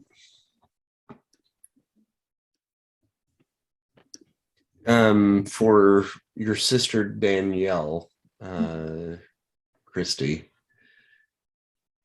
when she left home, did she leave town? I'm not sure. See, I thought that she was going to live with the cool aunt, but then the cool aunt moved to town and she wasn't living with her. So now I'm kind of confused, but when I try to bring it up with my mom, I can't figure it out. And maybe she's with my dad, because my dad, I haven't seen him in like a really long time. He works a lot, but it's like, I asked my mom about it and she's like, oh, he was here while you were asleep. And I was like, oh, okay. So they're still married, you just don't see him. They might be getting a divorce. Okay. She doesn't like talking about him. And she just recently took on a second job. But dad is, I don't have a name for him, so I'll take suggestions, but he's a meteorologist. And he's on television as the meteorologist. And he also consults with DARPA, because those scientists want to be sure they're aware of any seismic activity, any magnetic storms or electrical storms coming through, so they can adjust their machinery, their devices. So he kind of works two jobs too. I guess I'm in a family of overachievers. But lately I've not seen him on the news in the same way. Like usually he's on location with the wind blowing and he's in a raincoat and stuff like that. But the more recent times that I've seen his report, it's like he's in the studio, and it's a little sketchy, like sort of. I'm thinking Max Headroom, like like it looks glitchy, but it's still him. So I know he's around. I know he's in town. I just haven't seen him, like, and he missed my last birthday. He was here for the birthday before that, so definitely at least a couple of years ago. What you're telling me is he's always up against a green screen. That's the only time you ever see him, right? Yeah, I don't know what they called that in the 80s. Did they I think have? it was a green screen. Yeah. Oh, I see. Yeah, Okay. yeah. Okay. Yeah, he looks like a hologram, you know?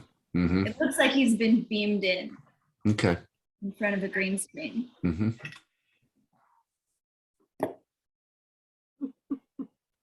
You just filling me with story seeds here. I love it. It's just a day in my life. Okay. Well, while we're waiting for Andy to kind of get back in here with us, we have, I think, filled everything out at this point. So now we need to discuss. His entire background has changed. Yep. There he is. I reopened Foundry and everything started freezing. So I don't know what went wrong there. So I'm going to ask you some questions, and since I'm recording this, I guess I don't have to actually write the answers down, so you can just speak freely. In what way has your problem gone from bad to worse lately? Okay. So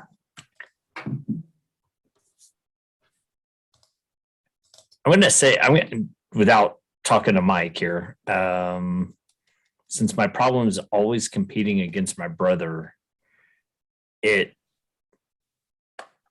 I'm starting to recognize that he is a lot smarter than I am, which is one of my hangups, because I don't like it when people are smarter than I am, because he is pretty good at putting things together. And being 13 and being kind of more country, dad kind of spends more time with him, being out in the country. And I haven't talked to Mike about our parents, so I'm only assuming that. Yeah, so there's a little jealousy kind of building up, maybe. Yeah. Okay.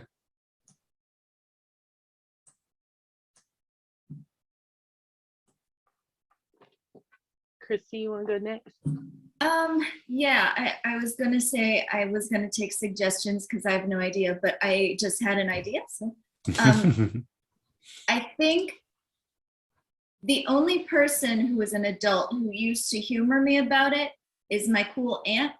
But lately she's been a little bit distracted because she started dating some guy who works at DARPA.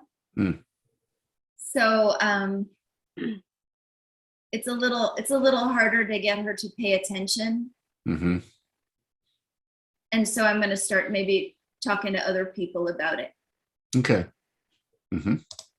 Yeah, that's cool. So I think that right after I got back from being sent away and then discovering my mom was dead, Dad was I think he was probably depressed or something. It seemed he spent a lot of time in his study, kind of to himself, but we still had meals together. I would kind of help him make things, but it wasn't like before when Mom was here. He was more playful with me, would talk about books with me and experiments and things at the college where he works at U of E. But what does he teach? In bioengineering. Is that? I think that's right. Okay. U of E doesn't have bioengineering. Sorry. It does now. But lately, I've been getting angrier because anytime I bring up my mother or reference her, like, that was mom's favorite flower or something, he'll snap at me. He's getting angrier with me. And we're fighting a little bit more about it. Mm-hmm. But I don't ever say, I think you killed her. It's just things I'm putting together in my head. Mm-hmm. And you said your mom worked at DARPA, right? Yeah. She was a scientist, and he is a professor, but he works in a lab too at the school. Okay, cool. And so now I kind of know what both of your parents do. Gemma, I know what your dad does. What does mom do? There's a family business that she grew up around, which is the restaurant business. Just basically something like the Hornet's Nest or Hornville Tavern or something like that. So that was what she did before she was in college. And she might have dropped out of college after a few years as a math major to have kids.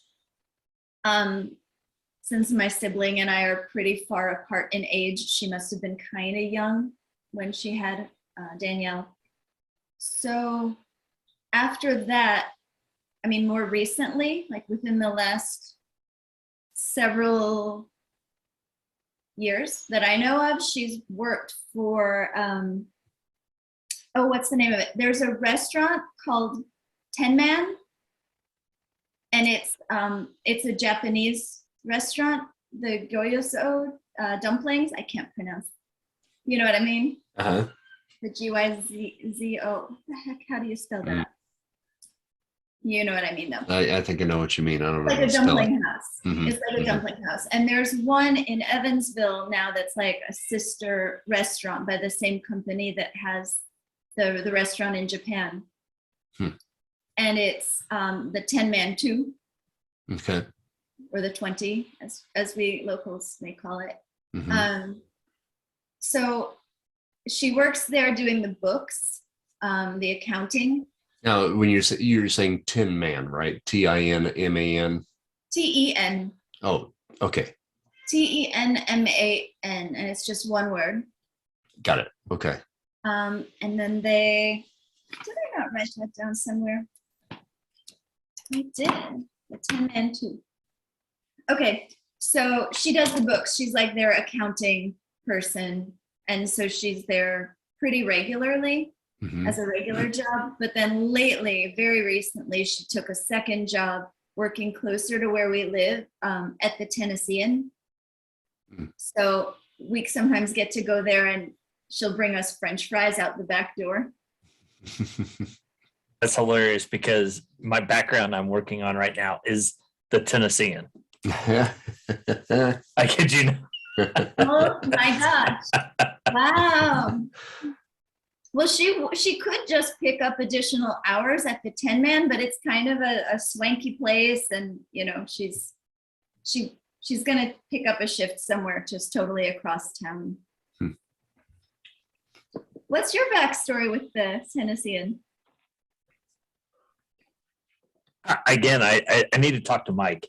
I've got an idea, but we definitely have to talk to my brother. Okay. Yeah, I'm curious about that because that's formulating some more plans here for me. God, I love that place. In what way has your problem gone from bad to worse lately? Oh, that's easy for me. Do we write this down or do we? No, just you can just tell me. We had to get her out of jail. Police got a hold of her Ooh. and already busted her and told her she had to stop, but she's not stopping. Is she on house arrest? I don't know. That might make it more difficult to role play. That's probably a bad suggestion. Home all the time. Yeah. Let's give her a little more breathing room than that. She kind of talked her way out of it and blamed it on someone else. Said that she wasn't, a friend told her to do it, and that's also a problem because she set up someone else in someone else that was also selling drugs. So she ratted on them, and now they're mad at her. Yeah. So there's some stuff going on there.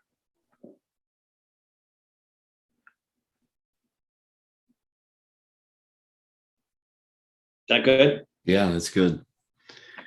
What about you, Mikey? I don't know. I was just wondering that, like, maybe since, he's a teenager now, maybe just the pressure is just getting worse. Like his dad is really kind of leaning on him to like not go to college and just take over the farm. And I don't know, that's kind of just restating what the problem is, but.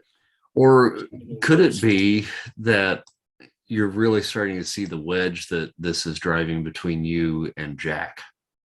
Oh yeah. Because like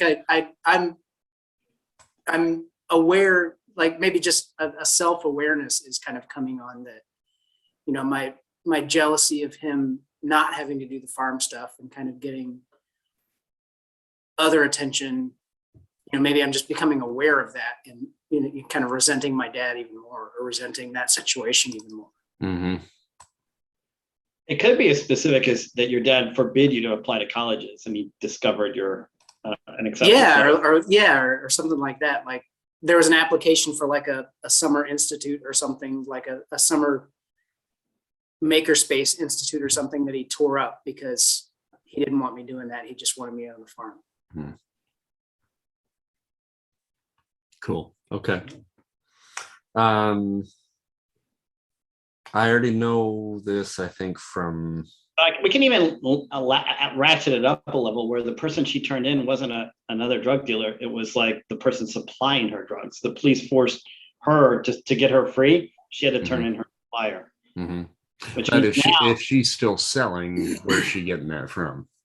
Yeah, so that would be a pretty big end to the selling, wouldn't it? So yeah, plus that would immediately put you in a situation where people would be coming after her. So so let's say she turned into something else at the school. Or maybe it was the rival, somebody else that was selling, and she threw them under the bus, and their boss is now gunning for her. That sounds good.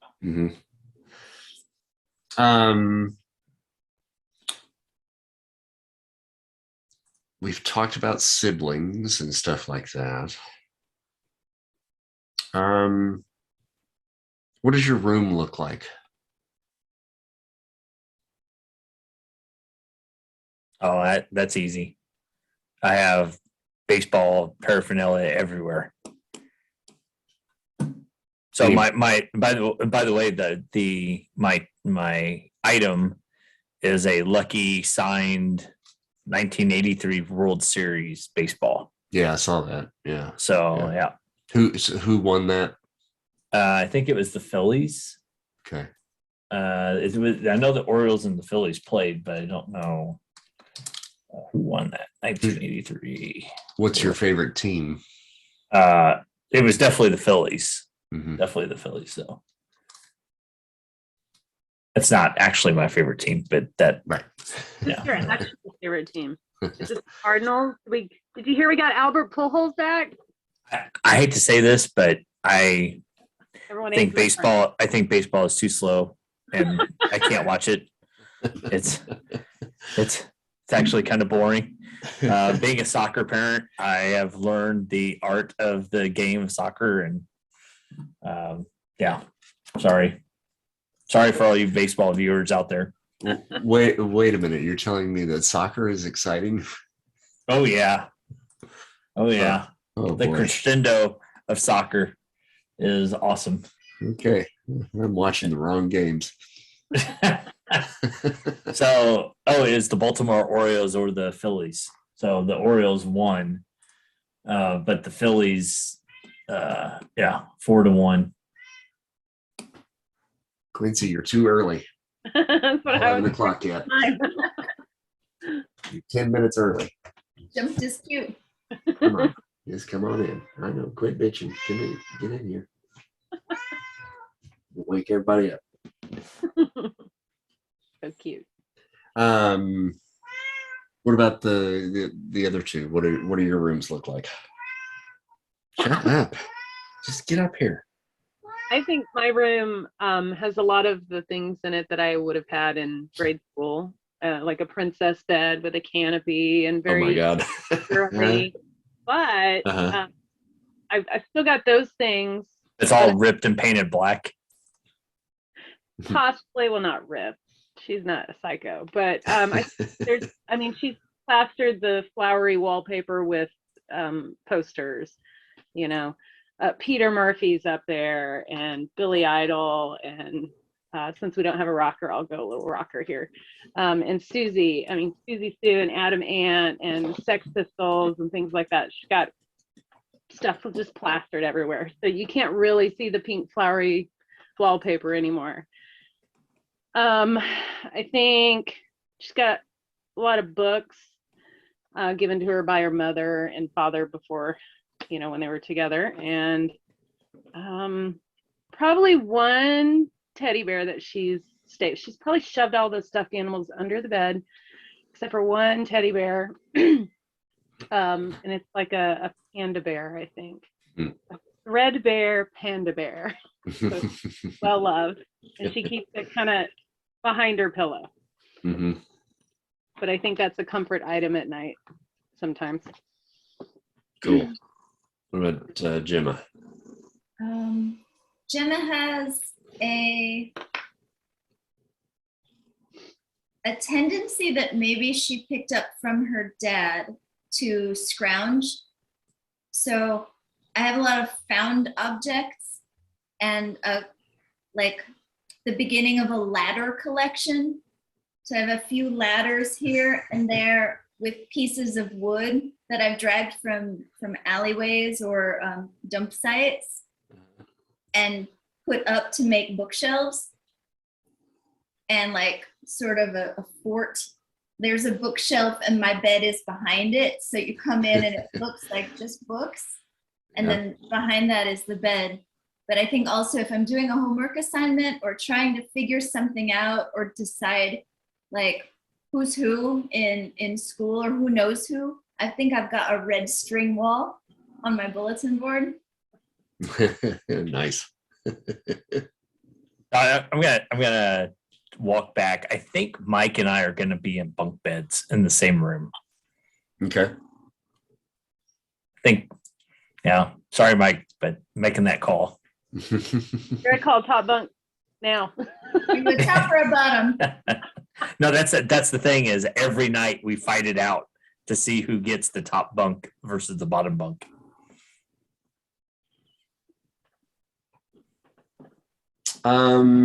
Okay. Here's something that we kind of need to discuss, and that is, where do you go to school? Do the same schools exist? Yes. And we're not necessarily at the same school. Are we picking one school, or which works best, do you think? It would probably work best if we were all at the same school. Okay. So in the 80s, man. So if we're going to be country, then like for Mike and I to be country, we'd have to be on the far west side. Or north? And I mean, dating, I mean, we're talking like Cynthia Heights. I have no idea what that is. That's like on the far west side. I mean, you're practically in Posey County if we're gonna be country. We had some country boys at our school. Oh yeah. Yeah, but I mean, not like rights in the 80s, man. Rights in the 80s was. Or Scott School had a lot of. Yeah, Scott School had some country people. Mm-hmm. We could do we could do at Holford Park. None of these names. I mean, rights. I know. I don't know some of these names. We might, if Evansville might have developed in such a way with the new tech that all the kids were bused to a central, like 12-story school, or if it was like a signature school like, kind of thing. Like the big company came in. Company school. That could be a possibility. Yeah. I like that. Yeah, we could do that. And then that way we're not tied down to anything too specific. And then that way too, you guys could be from different parts of the town. Mm-hmm. Yeah. Well, then I think I live over by U of E in those fancy old houses there. Okay. Yeah. Yeah, I kind of like that idea.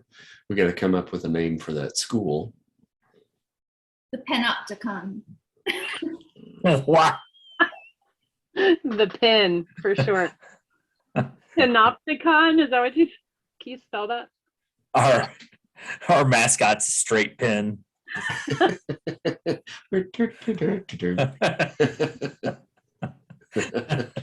Only thing people can be our mascot. Roving eyeball. Just Around.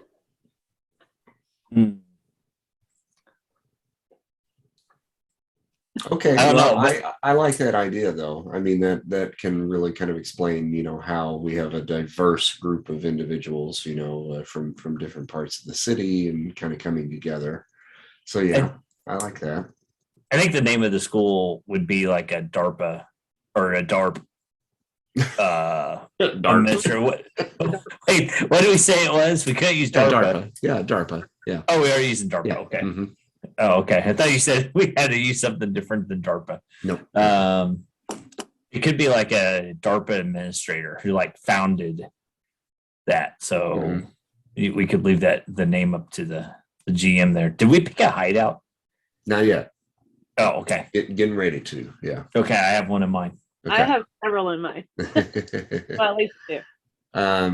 Okay, so I'll work on the idea of the school and get that kind of set up. What is the criteria though of attending that school? What?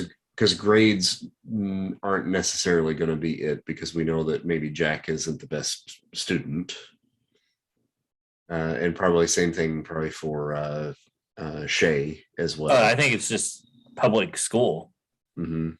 I think, yeah, I mean, it's not like an elitist type school. Magnet school or a, what do you call it? It could just be the age range, and that all the kids of that age range go to that school. Okay, so it's a pretty big school then in comparison to what we remembered. Yeah. So your Oak Hill Middle School and Vogel and all that sort of stuff, then would be decent amount of kids then. I mean, because let's see, hold on, the youngest kid is 10, so that kid would be in 5th grade. Mm-hmm. Oldest kid is 15, so that kid would be a sophomore in high school. It's like Hogwarts. It's like from 11 or 10. We can make it 10 to 18. Yeah. I mean, yeah, because even if we didn't do that, we'd have kids at different schools. I don't think it matters. I think that's things that don't matter.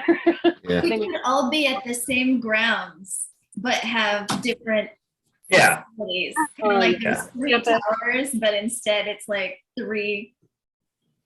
So to be like a campus, basically. Yeah. Yeah, like the Lovecraft Institute on Lock and Key. Mm-hmm. Have you guys seen that show? So we could place this essentially where your tech center now is, because that's the area where the 3 towers, the cooling towers for the spinny thing, the gravitron, would be located? I think that would be in that area. Yeah. Where's that at? That's off of Morgan Avenue. Well, it's Or not literally Morgan, right, Lynch. Sorry, Lynch Avenue. right next to where JoJo's and Denny's used to be. Yep. Or Oh. Denny's is now. Yep. Mhm. Okay. Kurt, what do your parents do for work?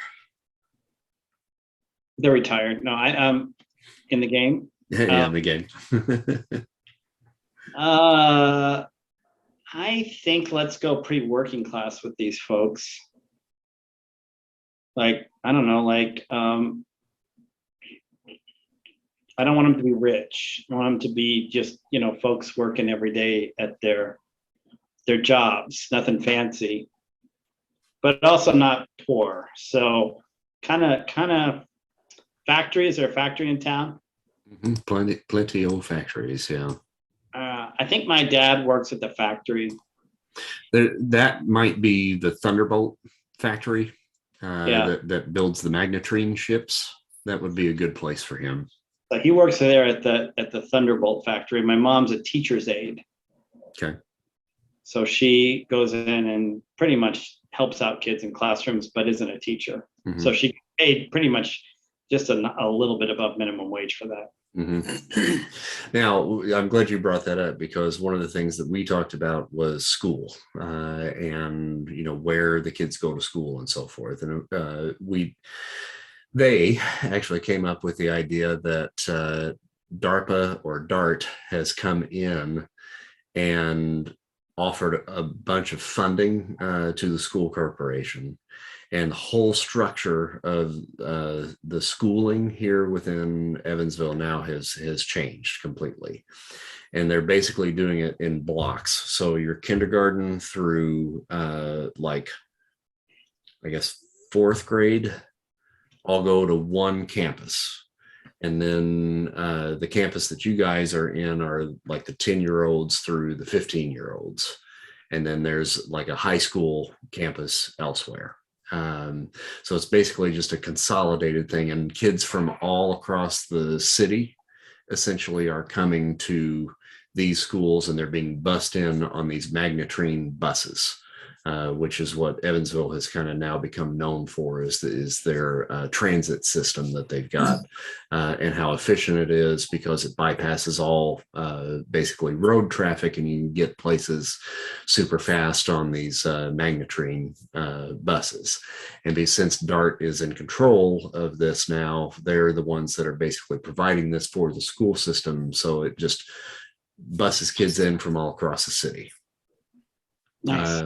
So your mom could be working for, one of those schools. Yeah. It doesn't have to be for the one that you're at, but it could be, for the high school or the preliminary school. She's at the preliminary school. Okay. Younger kids.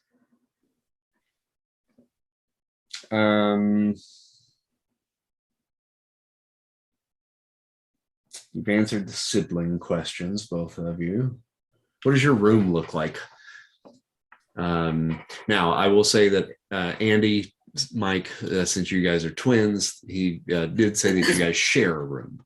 But your half can certainly look different than his half. Yeah, I'd say there's like a poster of some bikini-clad somebody. Farrah Fawcett. I'll say Farrah Fawcett. One of the Charlie's Angels, whatever. That's maybe a little bit dated, but yeah, but that that still checks out. Yeah, probably just like if he has like a little study desk or something, it probably has a disassembled carburetor on it from a tractor or a lawnmower or something. A little transistor radio to listen to the radio. Mm-hmm.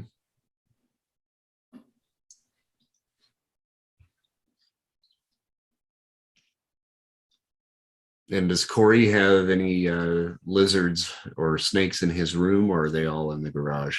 No, they're all in the garage, definitely. My room's basically like a workshop for both computers, video gaming, and fiddling with stuff and building like little technological things. So I've got like a a workspace table. I've got a gaming table, and that's most of the room.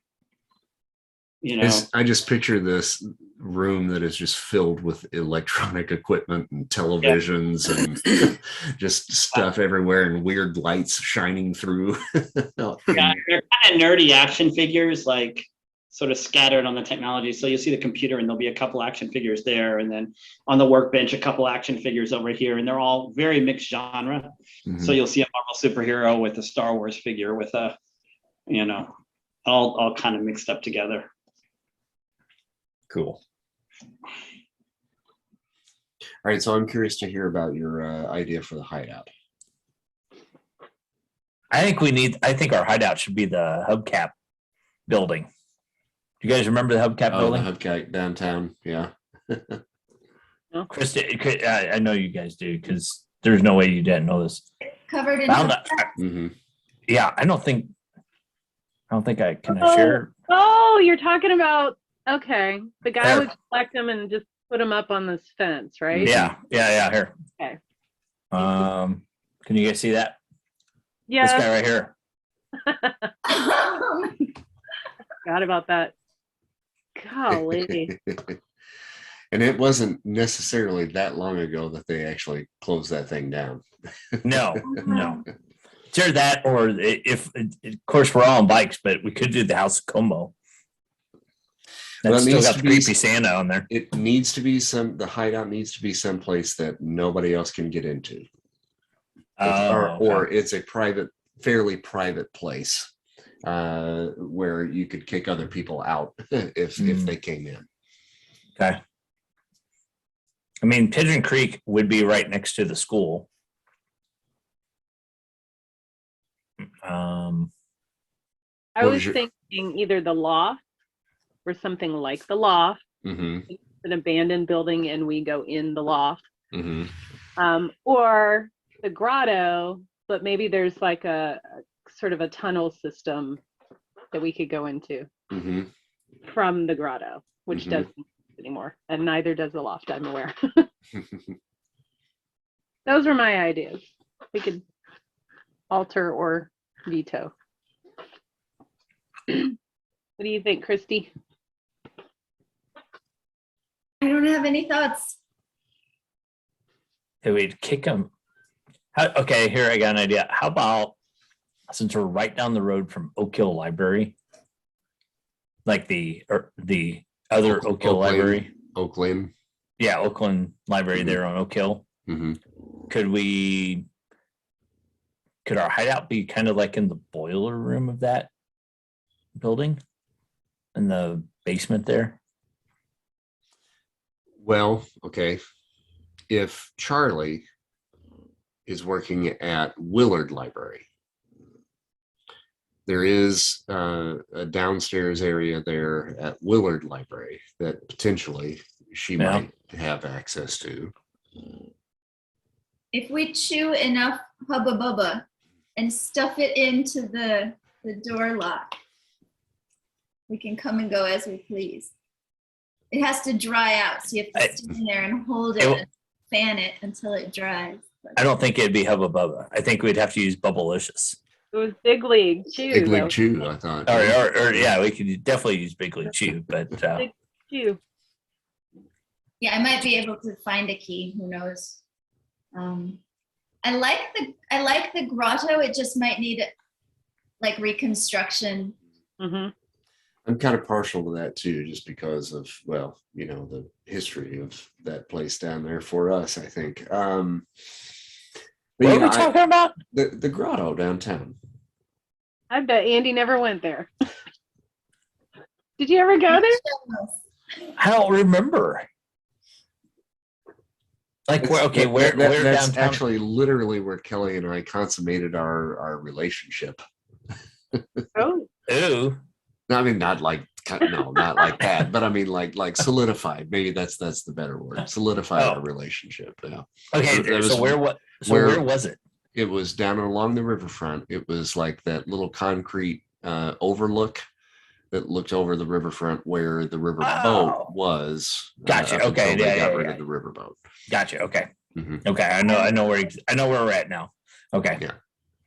I was thinking of like a restaurant building. I'm like, I've never heard of a grotto as yeah, no, I know exactly what we're talking about. And we could say that there was I like to point that out.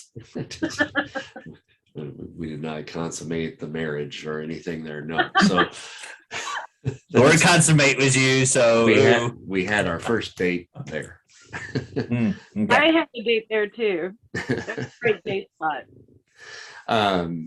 But yeah, we could say like underneath there, which is where everybody used to go and kind of hang out and hide out and smoke and all that sort of stuff, would be maybe a large like old grate where the waterworks department used to pump, sewage out into the river, but they had closed it off many years ago, and now we've figured out a way to get in there, and kind of that could be the kind of hideout portion of it.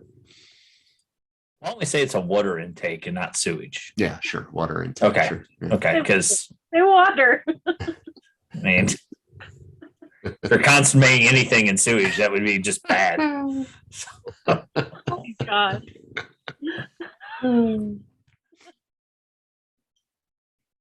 Okay, so the hideout then would be next. Now we kind of all talked about this in the session with the other folks, and I think the consensus has been the grotto downtown along the riverfront. Kurt, are you familiar with that? Did you ever go down to the grotto? What's the grotto? Maybe not. I don't know. I remember the overlook that was this big concrete slab that basically you could go down to at the riverfront and look out at the river. Underneath there, it was like rock hill, that you could kind of climb down underneath and just hang out and smoke and do other things down there. I didn't know that was down there. I never did bad things in college. Yeah. I waited until college the rest of my life. But so that's that sounds good. So we talked about that a little bit and modified it to where there was like a culvert down there that had like a grate over it that you guys now have padlocked, and you can kind of come in and out of that area and kind of be separate from any other like hoodlums or whatnot that would be just hanging out outside. So you've got an in and out that you can come and just kind of hang out there. So that, I think, has been the consensus of the hideout. A few other things were tossed around, but everybody seemed to get a little bit more excited about that. I keep my folders of porn there too. Your what? Folders of porn. Probably, yeah.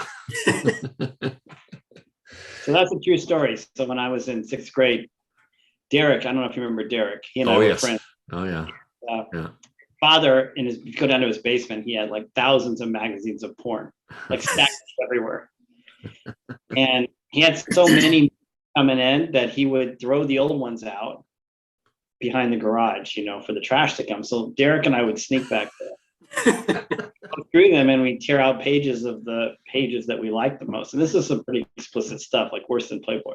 And then I had a folder at home that I put them all into. I think my mom found them at some point, but then decided not to say anything. But so that's a true story. That's really funny. That's a collection from thousands of porn magazines. the highly curated 70s and 80s porn selection. I mean, it's probably pretty good. It's cute that you kept it in a folder.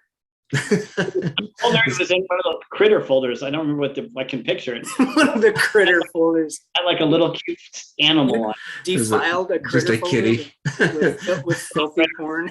Critters you'd buy at school, they had big heads, and I don't know. You bought them in. Remember when they had the little cart in school, and you could buy the folders and a pencil or something in a little cart at school? Oh yeah. I had that. There was like a little cart, and you could buy like a folder or a pencil, and they would sell you stuff out of this cart at school. Remember that, guys? Oh yeah. I don't remember it now. And so for $1 or $2, you take your $1 or $2 and you buy a little something. I don't know. It's one of those folders. I really hope that it was a picture of a cat that was on the front, so you'd say this is where I keep the pictures of all of my pussies. Exactly. No, I wasn't that sophisticated. Or like a beaver. Or Well, beaver. Yeah.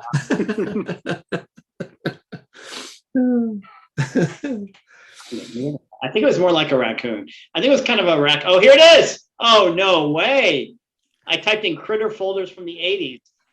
I typed in critter porn folder. It popped right up. Give me screen sharing, quick. Give me screen sharing emergency. Oh, sorry. Hurry.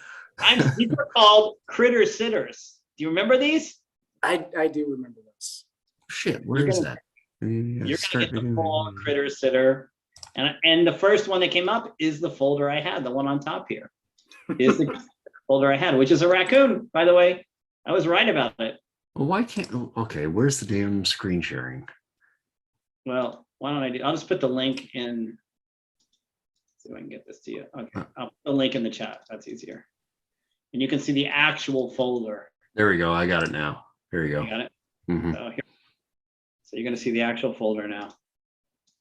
Here it is, right there. That's where the porn was in. That guy with the purple. Yes.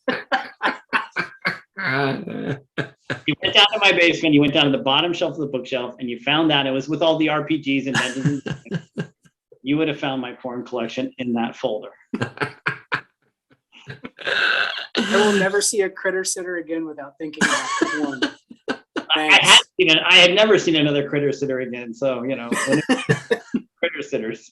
Did you get a little boner just seeing that little raccoon? You're like, I find that raccoon strangely arousing. Hey, what are you doing after the game? Oh my God, so good. Anyway, that's where I keep my critter sitter folder. We'll keep that. We'll keep that as part of my character, definitely. Okay, so here are a couple of questions for you guys. And then how do you guys get from place to place? Skateboard. Oh my God, that's a long distance from the grotto to Long distance. school. A bike, it's a long distance to walk as 13, 12-year-olds. Did so the city bus would run because the school would be right in the city limits. Mm-hmm. So the city bus would run. Did the company install any rail service? They would Did have it change the something- landscape for workers? No, but they would have like magnetrine buses. Okay, so like floating buses that could get people from place to place. So maybe you guys would have like being students at the school and being bussed in and so forth, since it's funded by DARPA. Then you have like bus passes that would, that you can utilize, for the magnetrine buses. Okay. Really, we're gonna have to Now, say that they do not run at night throughout the night. So, after certain hours, then you would have to have means of getting home in cases like that. So, and bicycles, obviously are, an easy choice and something that would be readily accessible, to you guys. I think the Plunker brothers would, if they had an opportunity to have a beat up clunker truck, I think they would drive it even though they didn't have their license. Mm-hmm. Mm-hmm. So, we could And I use think that. I think Shay might be interested in, stealing a car every now and then. Yeah. You need it. Maybe one. Yeah. So why don't we say a combination of bike and clunker truck? Like we can all ride in the back. Yeah, seriously. Everybody just flies in the back. Yeah. That's what everybody did in the 80s anyway. So That's right. Yeah. I think I totally see the Plunker Boys doing something like that. I'm sure at 'Cause least one of them is super charming and can talk your way out of getting into any trouble. I don't know. We'll see about that. See about that. So we probably all have bikes. So in addition to the skateboard, if we have to go long distance, we can all hop on. Or Well, I've got roller skates too. Clunker, Like clunker. strap on, Oh, cool. Roller skates. kind All of right. strap Yeah, on that's good. over your sneakers, Mhm. I like those. and a bike with a basket so I can stick some books in there. Or we can take the plunker clunker, right? The plunker clunker. I love it. That is awesome. How come you didn't see that? You called it plunker. Oh yeah, that's going in there. That is what you have to call it, the plunker clunker. Clunker. That's awesome. Wait, you said all the words. You just That said is No, it. I awesome. didn't put it together. Sorry. That's very good. That's like our Scooby van. It is. Yep. That's too awesome. Here, let me see if I can find the Plunker Clunker. Okay, so you guys have read at least the little thing that I put on Facebook as far as like the history in Evansville, up until this point in the reality. What other iconic areas that maybe I missed in there do you want to see? The Hubcap place, I don't know why I didn't think about that. We got to work that in somehow. And the Tennessean you've already mentioned. So what else? What else am I forgetting that maybe we need to bring in there? Okay. I used to have dance. The dance studio that I was at was in the courthouse for a while. Oh yeah, that's right. Then that was the Evansville Dance Theater, right? It was my favorite place ever to dance. Mm-hmm. Such a cool building. Crazy things could happen there. I don't know. Sure. Yeah. I've been away so long. I don't really know what's there. Well, but that's the thing is, I mean, I would rather it be something that you remember specifically, from childhood. Yeah, so that we can kind of hone in more on that.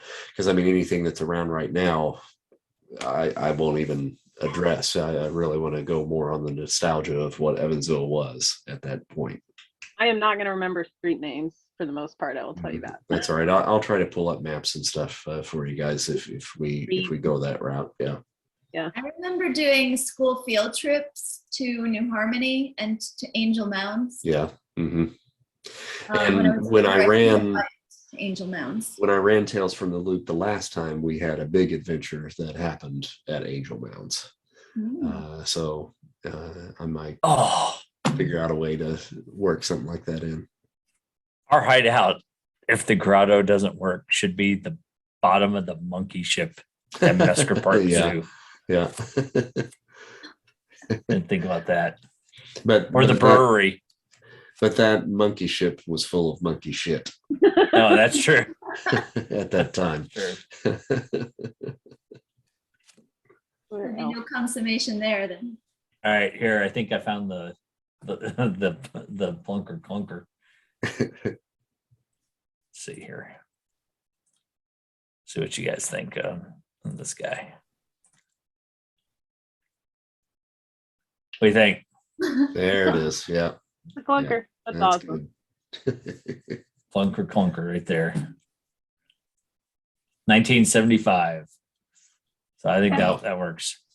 That is not a 75. Oh no, I'm sorry. No, I'm sorry. That was the other one. 45? Yeah. No, it just says early 40s. Yeah. So yeah. And Grandpa had a truck like that. Yep. One more place. I can't remember how I worked this in. I think it had to do with wanting to try to meet my aunt because she's hanging out with this guy at the DARPA site. But when, like, my first taste of freedom is that I get to ride my bike by myself to tennis lessons at Wesselman Park. and then they're, walking around those nature trails.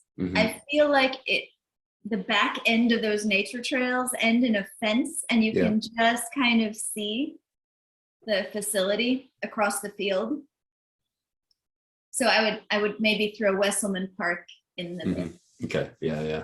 And I had an adventure at Wesselman Park for the last Tales from the Loop as well. So yeah, I'm sure we'll traipse across those grounds.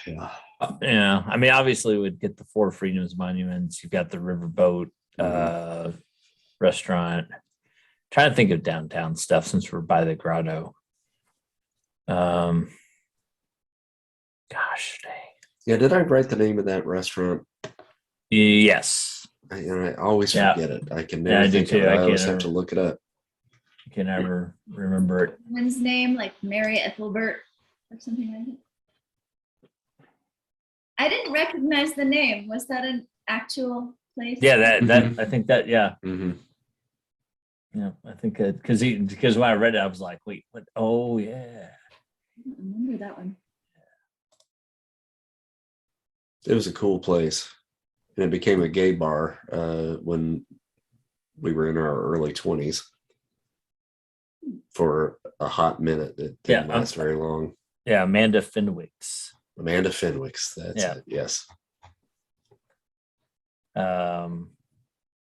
Obviously, you know what? We could work in the Victory and Funky's, the nightclub. But that would have been the first Funky's, which was not a teen club. No. It was an adult club at that point. It didn't become a teen club until Funky's 2 in 89. Yeah. And then same thing with the Victory. The Victory didn't become a teen club until 86, I think. Oh. Let's see. But you could sneak into Rocky Horror as long as you paid. Didn't matter how old you were. Right. Yeah, exactly. Yeah. Exactly. Let's see. Stop the car there. Oh, we got to go to Sir Beef. No, don't do that to me, dude. Sir Oh, I miss Sir Beef so much. Beef. I know. But you know what? If it came back tomorrow, we'd probably eat it and be like, God, this sucks. Sir No, Beef. I would not. I every day I drive by there every day and I cry every day because I'm like, oh, Sir Beef's not there anymore. I don't even know what that is. I remember Burger Barn and Taco Juan. I think, what you mean Burger Farm? Was it a Burger Barn? There was a Burger Barn as well, yes. Right near our high school? No, that was Burger Farm. Are you sure? Yeah, that was Burger Farm. On Weinbach? No, on whatever road Diamond. school was Diamond. on. Diamond. No, on Weinbach it was Farmer's Daughter. Yeah. On Weinbach. There was a burger farm, I think. Yeah, it was right next to Burger Farm. Was right next to Taco John's. Taco Juan. Taco Juan. Taco Juan's. Yeah, and then we have Pizza Hut. But then, so I told the story, and it was two adults now that, I mean, they're in their 20s, the late 20s, they're teachers, and I was telling them about having open campus for lunch, and they were just like blown away because they never experienced that. And I said, yeah, we used to run out of the building and run across the street to Captain D's to get one of those little boats of fried batter drip offs and a Coke for like $1. And they're like, you just ate fried grease? And we're like, yeah. And that's what we ate. And we loved it. Makes it cheap. That's why I have the body I have today, is because Captain D's boats. No, you did have to run because you had to get in line first because the line would be so long and that little thing was out the door. Captain D's. Yep.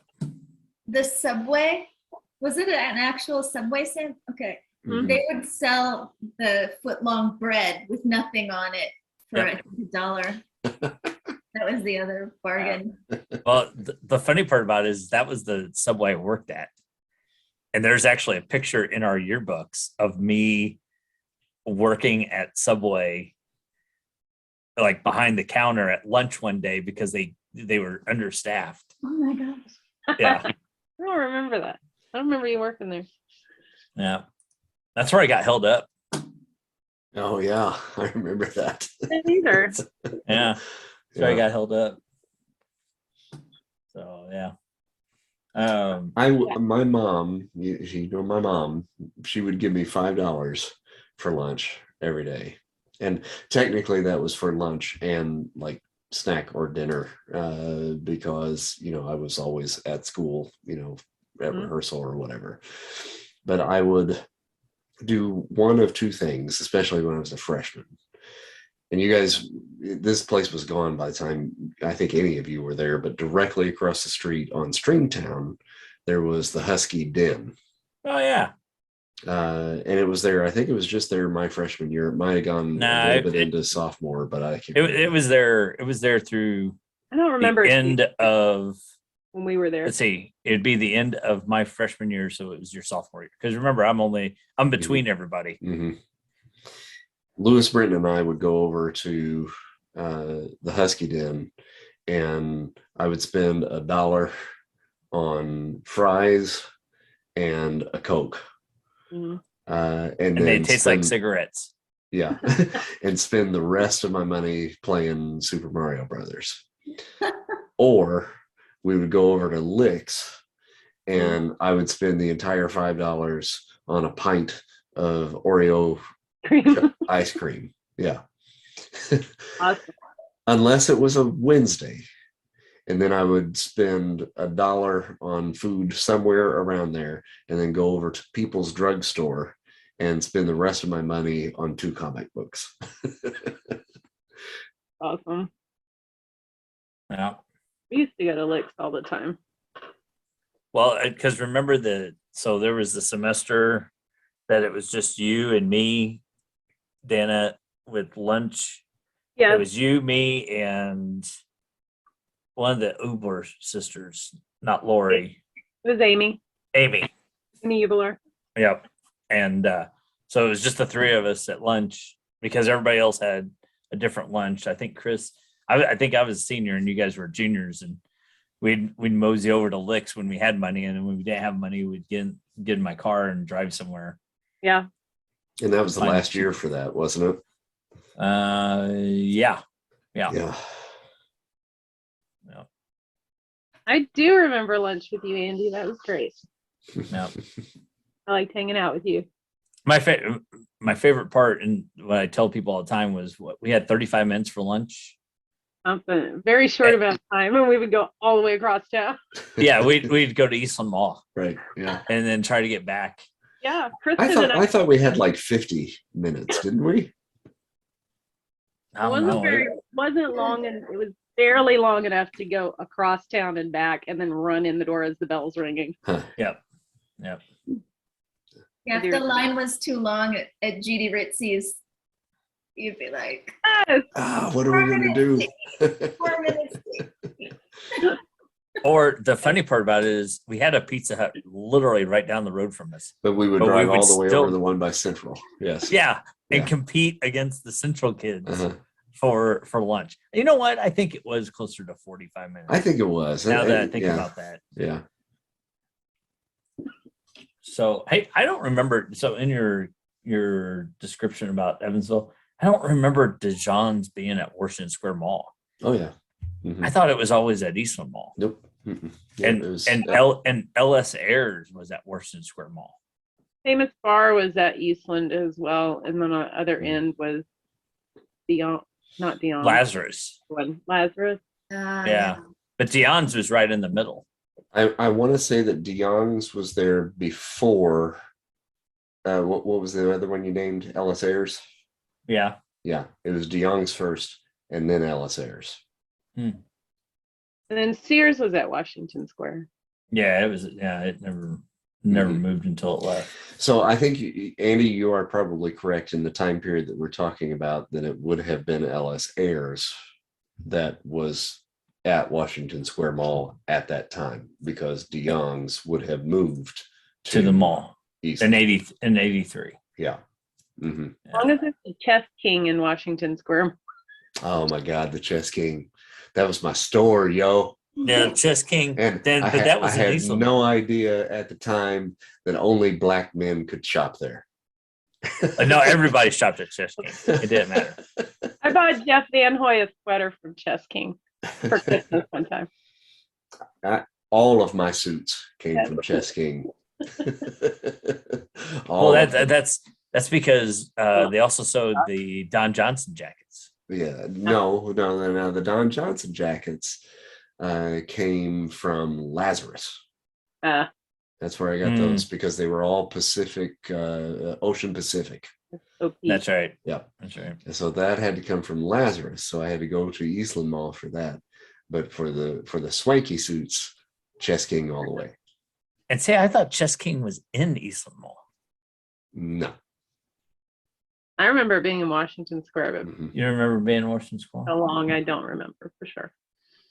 And all of my memories from Evansville, like, literally feel like I'm remembering a dream I had the night before. Like, Oh my gosh. weird, fuzzy. I kind of know who that is. I kind of not really. That makes no sense. You know, that's what it feels like. Very strange. It's too young to matter, but I'm remembering JoJo's. Oh, I know. Oh yeah. Yeah. We Now that would have been open at that time. We Yeah. can put it there if we wanted to. Mm-hmm. And then the shoe carnival. Mm-hmm. You're gonna Yeah. wear the Don Johnson outfit and show off your, where the waders, is that what it's called? The floods. Wait, what is it called? The high pant legs. High waters. High waters, yeah. Yeah. Then you're gonna get your shoes at Shoe Carnival. Yeah. I'm going to see if I can find the picture that I drew for the last Tales from the Loop game. This is going to take me a minute, so bear with me here. Talk amongst yourselves. I'm looking up to see if I can find a list of the original stores in Eastland Mall when it opened, because it opened. Database for that? What's that? Is there a database for that? Oh, it's the web, man. It's everywhere. So when they opened in 1981, J.C. Penney's was there. Dion's, Lazarus came in 82.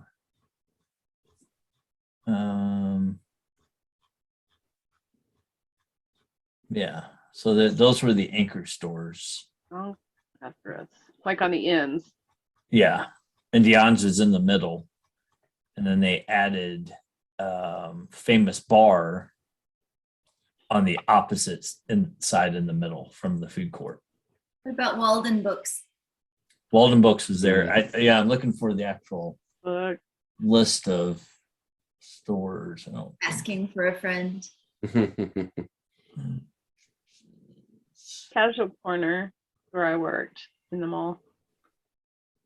Benetton might be later though. Benetton was later. There was a pasta store, and it wasn't pasta like you eat, it was the bread. Right. Yes, Yeah. I loved that store, and Limited and all that, but that was probably later. Wasn't Yeah, that 'cause- sweater you're wearing where you look like Debbie Gibson that you Yes. posted on Facebook? Wasn't that a pasta That sweater? was a pasta sweater, and then my favorite pasta sweater I've been looking for online on like eBay and stuff was black, cropped. It said pasta in pink. Oh yes. God, look at that. So there's my self-portrait of me Hey, circa hold on. 1984 in my Don Johnson jacket. I like turquoise on you. It looks good. Yeah. It's Cute. pretty funny. Oh, I know what I need to do. So. All right. So I think we've Okay. accomplished everything that we needed to accomplish tonight. So thanks for bearing with me, and we spent an extra half an hour on this, but that's okay. Most of that was just reminiscing, and that's Nostalgia perfectly is fine. Oh my word. But truthfully, if you guys do think of anything else that you want to throw into this, just drop me a line in Facebook, and we'll just keep adding to the history of Evansville there. I'll go through the video when I'm editing and pull some things out and maybe add to it a little bit. Hey, one thing to remember, the airport was actually further up 41 than where it currently is in 81 or in the early 80s. Yeah, the entrance would have been close to where the Dairy Queen is on 41. Yes. Yeah. And there was the name of the hotel that was there? Sheraton Inn, is that right? Not Drury. No, it wasn't Drury. That was further down. That was where JoJo's was. Yeah. I think it was Sheraton Inn, if I remember correctly. Would have been right there at the entrance of the airport on 41. Yes. Yeah. Because we used to eat there every Sunday for like brunch. Yeah. And they had a pool. I think you're right. And I would make my grandpa walk me down to the pool so I could just look at the pool. I just want to look at the pool. Can we look at the pool? And they had a Dig Dug machine in there, and I've conquered Dig Dug. Dig Dug. That's pretty funny. Yeah, I couldn't play Pac-Man for shit, but I could play the hell out of Dig Dug. I got so good at it because we were there every Sunday that I actually rolled it over. Like I got it up to the highest level, and then it rolled back over to level 1 again. All on one quarter. Wow. Centipede was my game. Oh, fucking hated Centipede. I loved Centipede. I was terrible at that game. The fucking rolling ball and then pinch your fingers. Spiders that come down and. Well, I didn't say I was good, but that was my favorite game. Yes, pinch your fingers. That piece of shit, pinch the shit out of your fingers. Yep. Played the Smurfs game on ColecoVision with the little joystick. So you're like pushing the joystick, jump, pushing the joystick, run, jump. Over the mushroom. Yeah, we were talking about Atari games the other day with Pitfall and River Raid and those type of things on Atari. That's pretty cool. Did you own the worst video game ever made? The ET video game, yes. Yes, I I had did the too. ET video Just game. have it. Yeah, Yeah. Oh, I don't have it anymore. No, not anymore. Yeah. So You have to run around picking up Reese's Pieces. that never had an end. He stretches his neck. Yeah. And then he'd eat it. Boom. That's awesome. Like a little turtle. Pretty much. Yeah. and the funny part about it was the Indiana Jones game was the exact same game.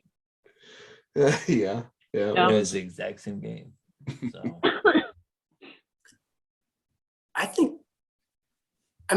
don't have a ton of places, but you mentioned Midget Links, so like that was a place that I had in mind.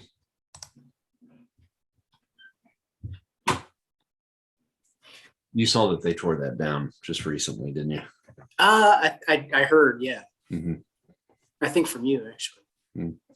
Yeah, I posted. I posted about it. Yeah.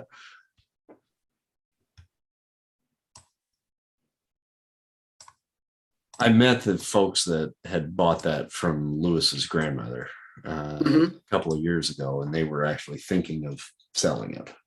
At that time, and we're trying to. They told me what they were asking for it, and there was just a little part of me that was like, I could afford that. Can make that happen. Yeah. I would say definitely I think the Two-Bit Bandit's got to be a part of Oh yeah. the world. Like he goes there on weekends. He escapes there as much as possible. He's either gaming in his room or he's gaming there at Two-Bit Bandit. But he spends a lot of time there, and he doesn't have a lot of. He's often just watching other people play, and like hanging out on the side of the arcade watching someone else play. And I'm assuming you're talking about the one that was in North Park, right? I guess so. I don't know where we all live, but we're another arcade. There was one on the east side too, I know. But so I mean, it doesn't matter which one. Two-Bit Bandit's the one I know, but it can be a different one. And speaking of where do you live? Where do you want to live? I think it's easier if we all live in the same part of town, but I guess we don't have to. We can meet downtown. But and since you all go to the same school, it really kind of doesn't matter. So most of the time after school, you guys kind of hang out, and with the Plunker Clunker, you can kind of get places fairly quickly without having to take the mass transit unless you particularly want to.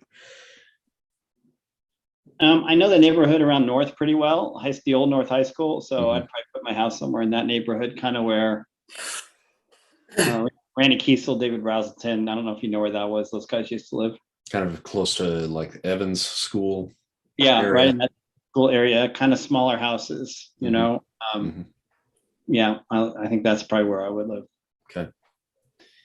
And I think Andy was saying he was leaning towards West Side for you guys. Oh, okay, that's fine. But I don't know. Like out towards Posey County, kind of. Yeah, I think so. It's so funny because since I haven't lived there since I was 18, I don't know the West Side at all. Like I really don't either.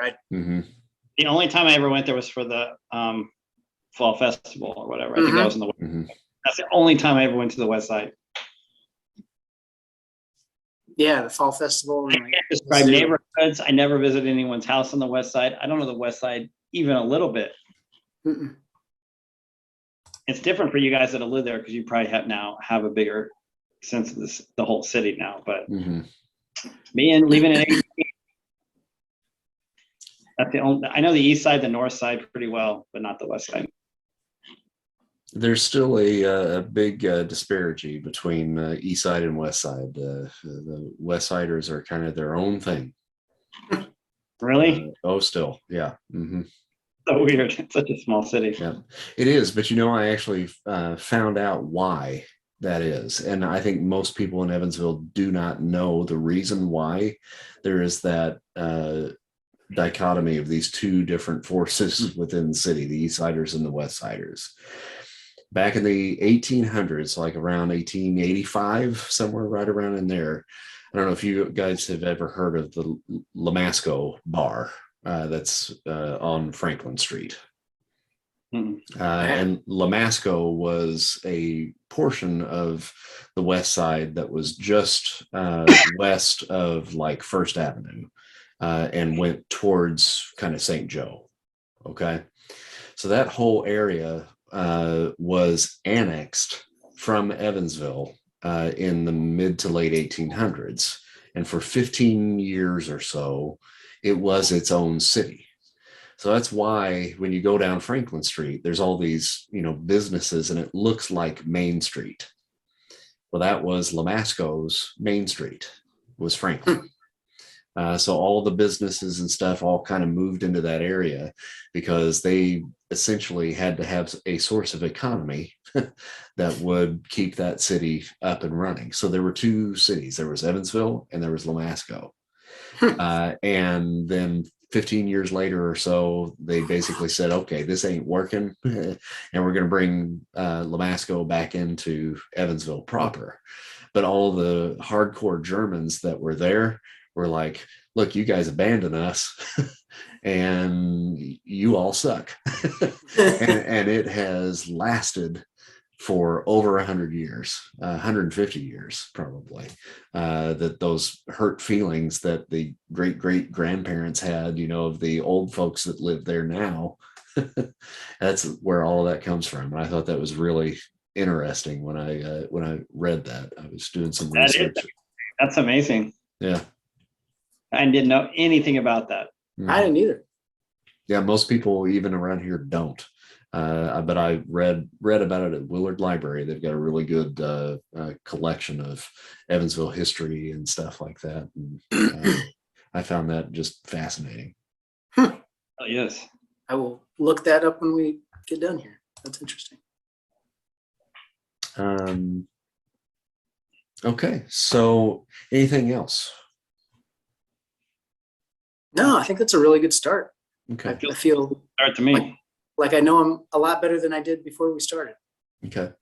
And I've got all of your songs that I've been perusing and trying to figure out how I'm going to work that into the storytelling. And now that I'm getting like all of these backstories from you guys and the others, that I'm starting to kind of formulate maybe another path as well. But I'm really excited about this. I think it's going to be a lot of fun, especially, playing in Evansville and, in the time that we would have been the ages of these kids, I think is going to make it, even more fun. Yeah, absolutely. Yeah, it sounds great. Oh, that's a cool picture. Is that Evansville? Are those actual Evansville buildings, or is that a picture from? Did you do something to that picture, or is that one of the original? Are you talking about just the background that this is on? Yeah. No, that's one of his paintings, right? That's one of his paintings. Yeah. Mm-hmm. So good. Yeah. And those are the cooling towers there. Yeah. And we decided that the school is located pretty much right next to those cooling towers, so you can actually see it from the campus of the school. And because the entire community of kids from all of Evansville are basically being bussed in here, these schools are huge. So they're like probably 6 stories tall and have several different, buildings on campus and so forth. So it's like a little mini college. But we've basically placed this one just off of Lynch Road, kind of, where JoJo's and Drury Inn used to be at the corner of 41 and Lynch. Right, it would be like right behind there. So in that area. Cool. Very nice. Okay. You have the book, Our Friends, the Machines, and Other Mysteries? I haven't gotten that one yet. But yeah, I will probably get that. What Happy Jack's podcast did is they ran a Tales from the Loop with one of their groups, and then about a year later they came back with Things from the Flood. And played the same characters like 10 years later. Oh, that's cool. Mm-hmm. Yeah, and that was a good campaign. That was actually what made me want to get Tales from the Loop. So nice. Yeah, it's a beautiful book. It is, and his art is just incredible. Yeah, I mean, I've done a deep dive on a lot of his stuff, and he's really, really talented. And I mean, really captures the essence of that time period. Yeah, it does. And it's amazing how he puts the technology together with these kind of, what is it, Scandinavian landscapes, Mm-hmm. Mm-hmm. Yep. Beautiful. All right, cool. Thanks for your help, Chris. That was a lot of fun too. Okay. Yeah. Good. Well, in next week, then we will hopefully finish off Avalon, and then 2 weeks from that, then we'll start with the first episode of Tales from the Loop. All right. Okay. All right. All right. See you again soon. Have a good night, fellas. Thanks, guys. Bye-bye. You too. All right. We'll see you. Bye. All right. Good night, guys. Love you. All right. See ya, man. See you Okay. too. All right. Bye. Bye.